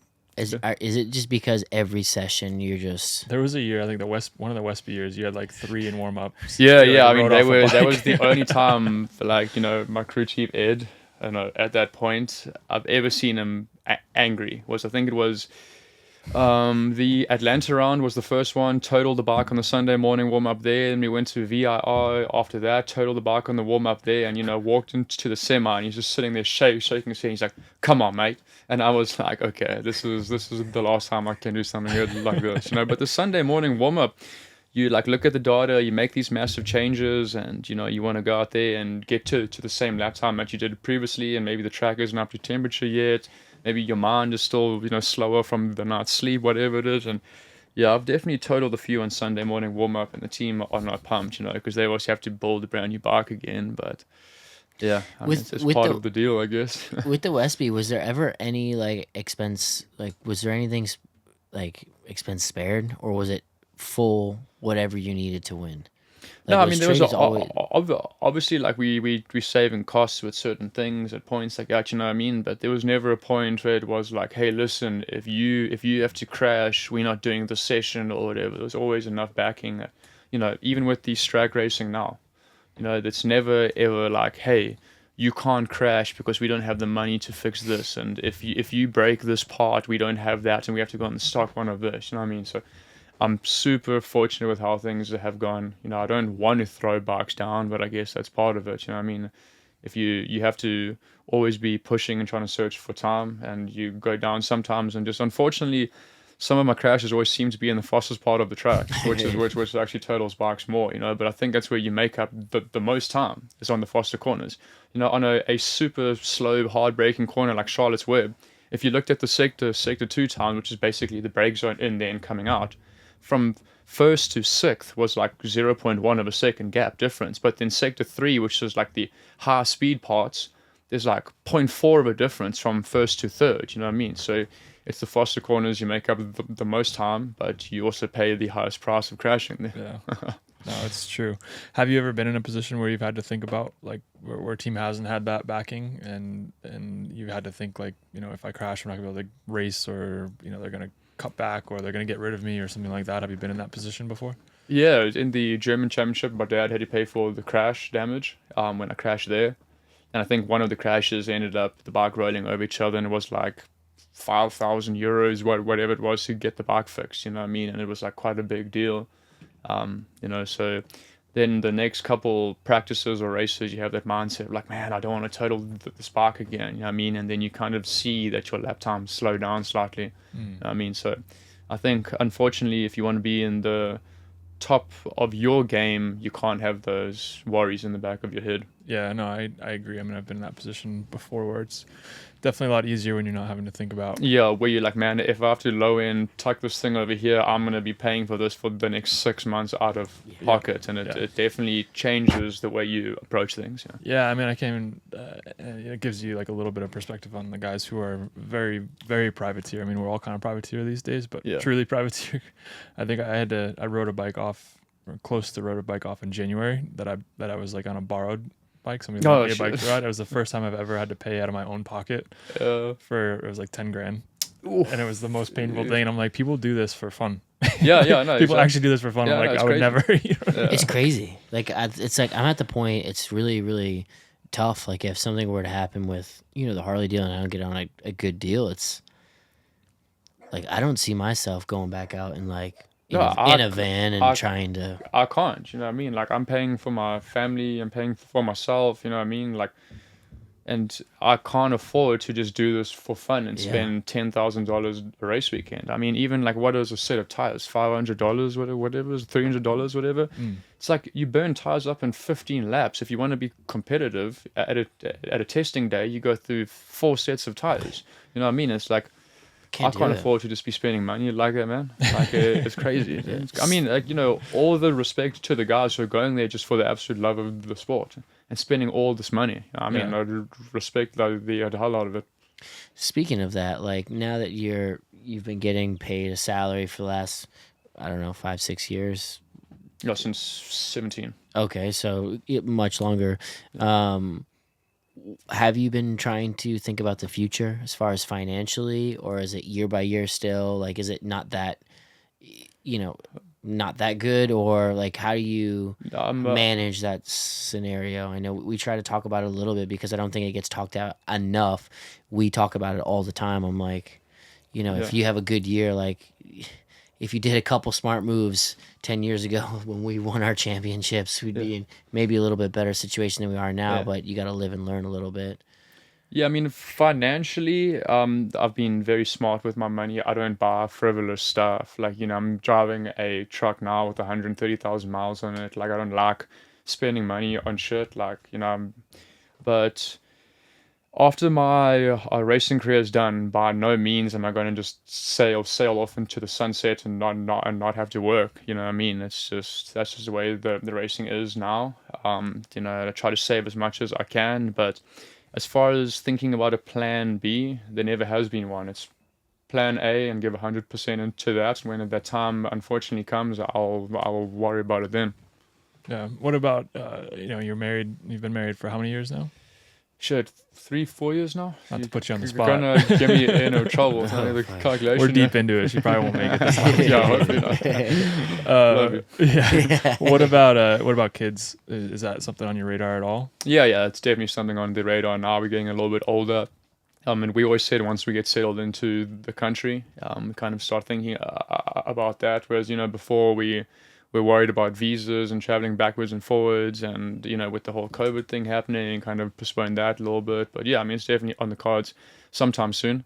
I don't know how soon, but yeah, I mean, if you had asked me beginning of last year, I would have been like, oh, never. That's in a couple of years' time. But times have definitely changed. Like one of the craziest things when I went back home now, around the Christmas time, 2 of my best friends, well, like 2 of my really good friends that I went to school with, they got, married, and they also talking about kids. And it was like, some of the final guys who get married in our friendship group that we went to, like, school with. And, a couple of the guys' wives that got pregnant in the last 6 months. And it's like, wow, this is actually happening. Life has been moving by quickly. I can, look in the mirror and start to see myself balding, start to see wrinkles around the eyes, and time is moving by. So better get going on it. Don't talk about hair, man. Dude, mine. I'm gonna be big Phil here real soon, dude. Grandpa Jimmy Yeah, over here. It's not we're gonna good. have to go to a turkey, dude. Operation done, man. What do you think about your kids racing though? Like, do you think, obviously we just talked about how expensive it is, but would you be willing to make the same sacrifices your dad made for you, for your kid? If they have the passion and the will and the drive for it, yeah, sure. I mean, even I think, knowing like now the outcome as far as like, there's obviously a lot of other things you could do if you put as much effort into and have financially at least a lot different outcome. Would that weigh into it, knowing that you've been through it now? I would say, yeah. I think all 3 of us sitting here, none of us became professional riders to be millionaires. You do it because you love it, and that's your goal, passion, hobby. And if my kid has that same dreams, then go for it, man. Whatever makes you happy, you can worry about making money later on in life. Yeah. I don't know. But it would be I'm nice stressed if about we that could as I'm get getting later paid. on in life. Nothing's getting cheaper. The older I get, it's like nothing's getting cheaper. The hobbies change, but they're the fucking same expense. I happen We're to getting like older, frivolous man. I things. was like, oh, petrol used to be $1.89, now it's $2.89. I'm like, Bro. I sound like my dad. I know. You know, when I was a kid, I was like, he always complains about things costing more, and I'll say the same shit, and I'm like, maybe I'm getting old, man. Man, Yeah. when I saw Arizona iced tea go to $1.29, I knew life was $1.29 now? Yes. No way. Oh yeah, it's not 99 They cents. changed the cans? Yeah, there's no cans that are 99 cents anymore. That's crazy. That's a big one. What is this country coming to, guys? I don't know. But it's crazy though, because I feel like a lot of the other generations, they've had like this, it happened over a long period of time. Yeah. And then for us, like if you look just like 8 years ago, Yeah. how much stuff has jumped because of the inflation is like, it's Yeah. crazy. Yeah, I think they Yeah. said something now that the average person will never actually like buy their own home. They're only going to like, you know, rent for the rest of their life. And back then on a household salary, you could afford this. And now with a household salary, you can only do this much. Like, you know. Yeah. So things are definitely getting tougher. I know. We're looking at moving to Georgia. Shame. Dude. Sorry, man. It's a lot cheaper than New York, I'll tell you. Yeah, that's what I was about to say. You know, I know a lot of guys living out in California, like Cam Peterson, and you know, we're always comparing prices for certain things. I'm like, dude, it's crazy how you're living there. Yeah. You know, I know that it's probably more fun and you know cooler. You got like the Los Angeles, and you know, got like the palm trees from the movies and stuff, but. Life is Bro. just crazy costly out there. Yeah, but like just a mortgage is insane. Like even to Florida.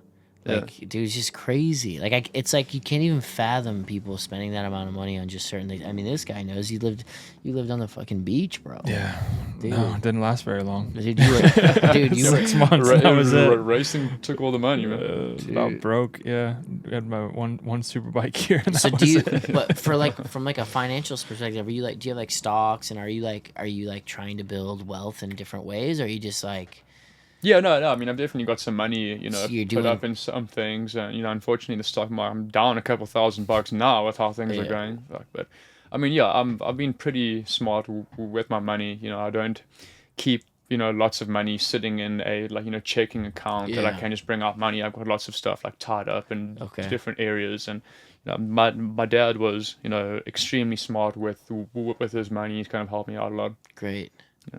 I think that's always such a good point to talk about because we see, you know, even like these kids that have success, right, and they get a little bit, right, of money, and it's tough to hang on. It's really hard in this day and age to hang on to it. Yeah, Yeah. you know, and I think one of the biggest learning curves was you get a $25,000 check for a championship bonus, whatever it is.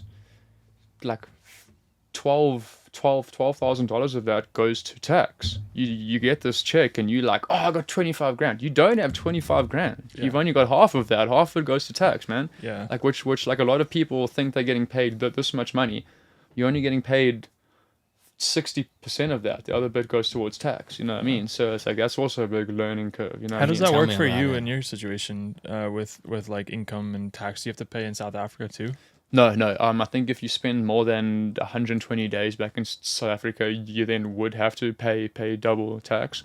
You know, maybe if you know during these 4 or 5 week breaks, I would maybe have gone home more than I you know have been in the last couple of seasons, but I will never stay outside of the country here for more than 120 days, or I would have to pay tax in both the countries. Yeah. There's so many different layers to not you know being from America or just racing in a country that's not your homeland. Yeah. That I think people don't you know consider. I think though that in with it. the permanent green card, like that's what Nikki's gonna go for or is going for. It's like you just can't vote or buy a gun essentially. I've right? got a gun in my car right Yeah. outside you now. But you can't. Can you have it concealed with it? No. Okay. I just went and got one for Yeah. the sake of it. That was actually one of my gifts I bought myself after the That's championship so last year. I'm like, I'm a US guy now. Americans own guns. I got one. That is so You got a good. tattoo up here too, American flag. Yeah, I got like the ball, like the screaming The eagle. eagle on my shoulder.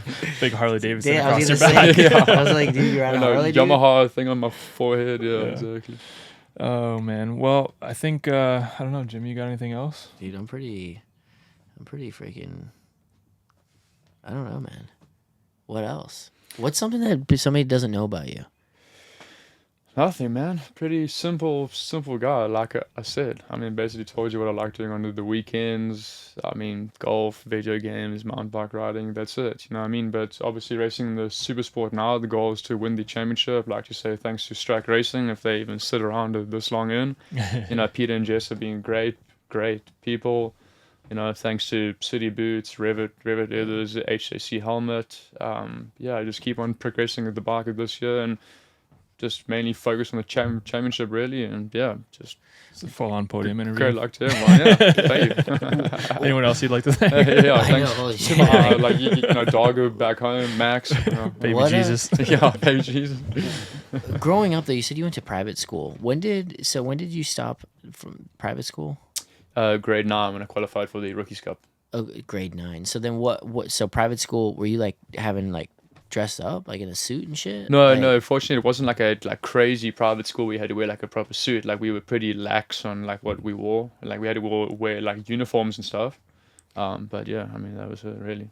And then I mean, you went to homeschool. like I said, man, I would like to have had this crazy story about how I came from nothing and I proved this whole world wrong and beat the odds and fuck you, you know what I mean? Like I'm the man now, but I don't, dude. Like Yeah. I was pretty privileged kid growing up. Every single motocross year, I got a brand new bike.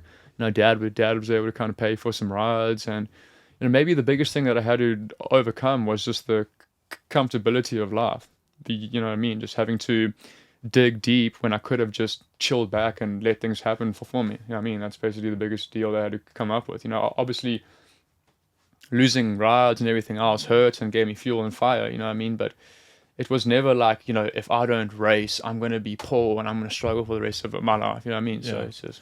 I think that's probably the biggest thing though with motorsport and racing, road racing in general, motocross, supercross, like no matter what, if you come from money, you don't come from money, you're poor or whatever, if you're racing at a high level, you're always going to put yourself in a position where at some point or another you're at the bottom. Yeah, whether sure. it's the bottom of a ride or it's you're like in a hospital bed, wondering why you did this to yourself. Yeah, but everyone gets to that rock bottom, whether or not it's financial rock bottom. The reality is like you're still having to claw yourself back up from something. So I think that's like a common denominator amongst everyone. Like it's like I think it's not a well-known secret, but like the benders have money. Right? Yes, yeah. But nobody could ever take away what they've put themselves through to get to where they are. Even knowing that they've got money. Right? And there's a lot of other guys like that, right? Yeah, I mean, you're not going to be at the pinnacle of the sport unless you give your life to it. You know what I mean? Like every single day I'm out there training. I'm juggling balls, walking up my stairs, and going down them backwards while I'm juggling to, get my hand-eye coordination better. And, you know what I mean? Got that boxing thing where I hit the ball for 8 hours every day. Then I'm doing physical work and I'm stretching at night. Like you have to put yourself out there and commit to this thing 100% or you're never going to make it. Yeah. I think that's more impressive. Like I look at Deegan, right? Like the dude doesn't need to do it. Exactly. He could just chill at home and he would get paid millions. But he's out there at the track every single day making it happen. And he's got that. Exactly. No, but he seriously has like dog in him. I think it's more impressive. And it's like when you don't have to do it. Yes, you don't. And that's pretty. Yeah. I think as coming from nothing, I think it's still super impressive. Yeah, no. When you're when you're to be at the top of the sport, you had to go through something. Bad times, good times. You had to work when the other guys weren't working. You had to do more than the average person did to get there, whether you had privilege or you didn't. You know what I mean? It's just overcoming the obstacles that each life gave you to get there. Right? With that in mind, have you ever had to deal with people knowing that you didn't come from nothing? Like, has that ever been in the back of your head? Like, you've got something that somebody else doesn't have. There's always that thing, like the kid at the motocross track who shows up with, a factory 65, and then there's a kid who's got the clapped out, 5-year-old one. Like, has that ever been something you've struggled with or dealt with? Definitely. The South African Championship, it happened. It was a pretty common thing that people were like, oh, he's only doing this because he has the brand new bike, or he's only doing that because his dad can buy him that, you know what I mean? But at the end of the day, whatever anybody thinks of me, is none of my business. I think there's a million versions of yourself that are in this world. You're the villain to someone, you're the hero to some others. To others, they don't care about you, you're just a passing thought. But you just have to do what's the best for you, for your family, and your situation, and just go from there.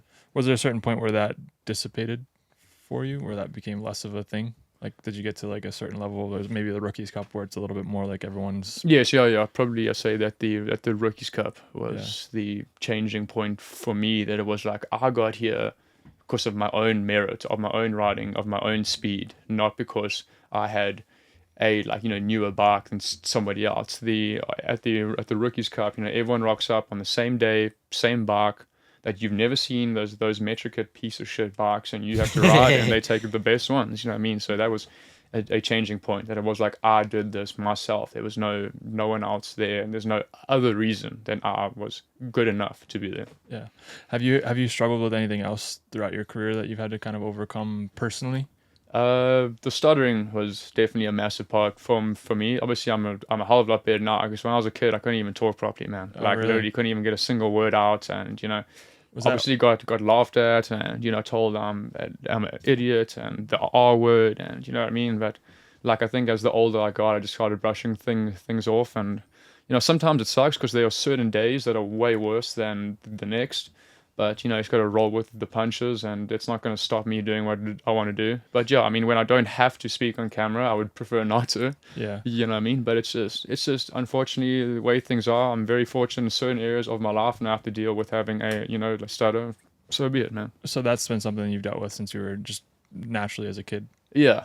I think that's why I get hot-headed and got into a lot of physical altercations. It was the best way for me to kind of handle it. It was something that you obviously hated yourself for when I was a kid. I mean, there were nights I went to sleep crying, like, why me? Why am I the guy who has to stutter? You know what I mean? But you just learn to kind of roll with it and deal with it, and and it's not going to stop me doing what I want to do. Do you think that racing gave you an outlet to kind of give yourself some worth? Like I might have this issue I deal with off the track, but when I get on the track and I put a helmet on, like, I can smoke you. Yeah. I mean, it definitely made me feel better, about myself and certain other things. And I also had friends that made fun of me that I went to private school. You know what I mean? But I think that stuttering was like the most taunted thing. You know what I mean? By the end of the day, I was good at something, and that gave me worth, and that gave me drive, and that gave me something that I could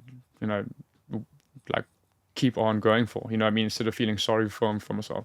Yeah. JD says that there's a lot of people that reach out to him that say, hey, you give us so much, hope, or I don't know what the word is, but doing what you're doing, inspiration, right? That's a good word.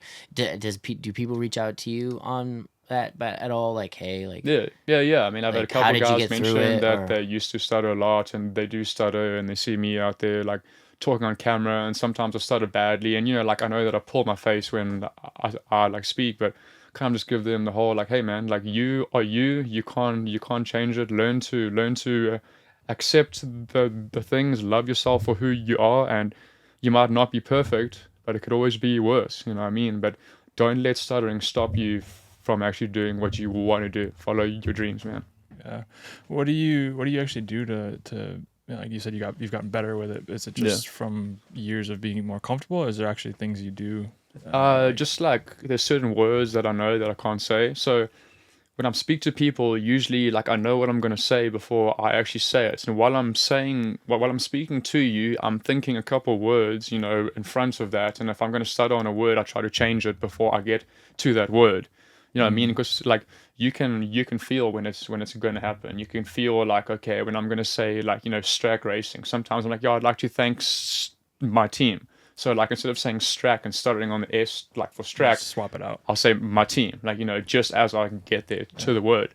But yeah, I mean, I went to speech therapy when I was a kid and spent hours on that.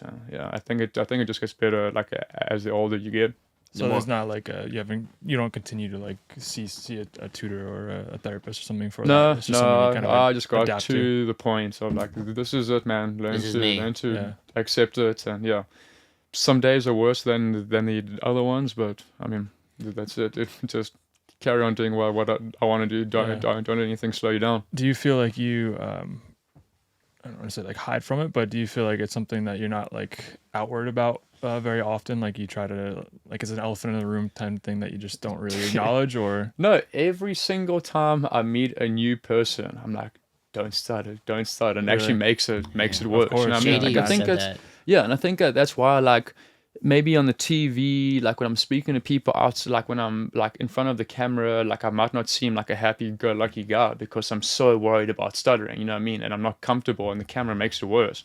When I sit down with friends and people, I don't really stutter, and I'm able to say what I want and be happy and act casual and just be pumped, you know what I mean? But like, it's always at the back of your head, like, because you know what I mean? Like sometimes I'll be talking to people, have like a bad, you know, like stutter or get stuck on a word. You can kind of see people start like looking around, like, "Hey, bro, get it out." And that's just it, man. But yeah, like I said, just carry on going through life and doing what you want. Yeah. Well, I think it's something it's makes you unique. Honestly, I think it's cool. I think people. I think you'll probably find from this, if people listen this deep into it, that people reach out to you and say the same thing. Because I think that I mean, honestly, that's what people identify with or connect with, is like people being authentic. Right, and that's really you. That's something that you live and deal with, and like just hearing you talk about that gives people a new respect, you know. And also, I mean, but it doesn't even have to be that. It can be, you know, whether you're mentally struggling with, you know, depression, or you have a problem with your body, or you lost this limb or whatever, man. Like, just do what you want, do what makes you happy, and don't worry about what other people say. That's it. I love that, and I again, just to like second that, I think you being you, right, and not coming in with you know, oh yeah, it's been a fight, this, that, and the other, and you know, just being, I've had a good run at this, and even though there's been challenges, we have made it to here. I think that's super cool, and I'm like, I'll be honest with you, I didn't even know you started until like 2 years ago. I like never, like I never really just thought it was your accent. Then you were like, is this guy like tweaking out? I was just like, fuck, South African dude. Like, Why do they say that in all their words? But no, man, it's been a really cool story for me, from not really knowing who you are. Right. I think that's fucking the coolest part. Have you always had that outlook though on it? Like obviously you've already said that it's been difficult, but giving that advice, even like, has that always been the advice you'd give, or was there a period of time where like it's taken you now to be able to say something like that, where it's like, you know, just live the life you want to live? You know, maybe 10 years ago it was like, you know. No, like when I was going through school, like I did, like I said, man, you spend nights crying, why me? But then, you know, as you get older, you start to see how terrible some other people have it, you know what I mean? And if a, you know, like stutter is the worst thing I have to worry about, then I'm pretty happy with that, you know what I mean? I've had a pretty privileged life, pretty privileged seats that I've had riding the championship, and you know, that's the hardest thing, you know. Like some people out there battling terminal illness, losing parents, losing kids, whatever, losing their homes, losing their jobs. I mean, like there's a lot worse things that could be happening to you, man. Yeah, no, that's for sure. Well, I think that's a good way to end it. You said you have listened a little bit. I'm assuming you probably don't know what's coming up next. He has no idea. Nah. Yeah, dude. Everybody listens to, but they don't listen. They don't really listen. All right. Do it. All right. So you got a little too heated. Tyler Scott was sitting in the race line. You're fucking on death row. You're on, MotoAmerica puts you on death row. You're locked up. It's your last meal. Yeah. What are you going to eat? Breakfast, lunch, dinner, whatever meal it is, beverage, dessert, the whole 9 yards. What is it? Yeah. What's your last meal? Yeah, that's a good one, man. Can I have a drink rather than have whatever you want, man. All of it. Have a brandy and Coke. That's a South African drink. Clippies and Coke, and chug that bad boy and get axed. No food. No food. Just drink myself drunk, and that's it, man. Cheers. That's got to be the first one. Well, PJ said he just wanted Mai Tais. Oh, yeah, right. Yeah. Mai Tais. He said he's not on Mai Tais anymore, though. It's New Year, new PJ. So. Oh, that's so crazy. I'm also sober at the moment, man. Same. I am too. Yep. All right. Well, that's it. There you have it. Mathew Scholtz, thank you so much for coming on the podcast. An amazing story. We wish you the best of luck. Be safe out there, and hopefully you can retain the championship. Hey. I know. I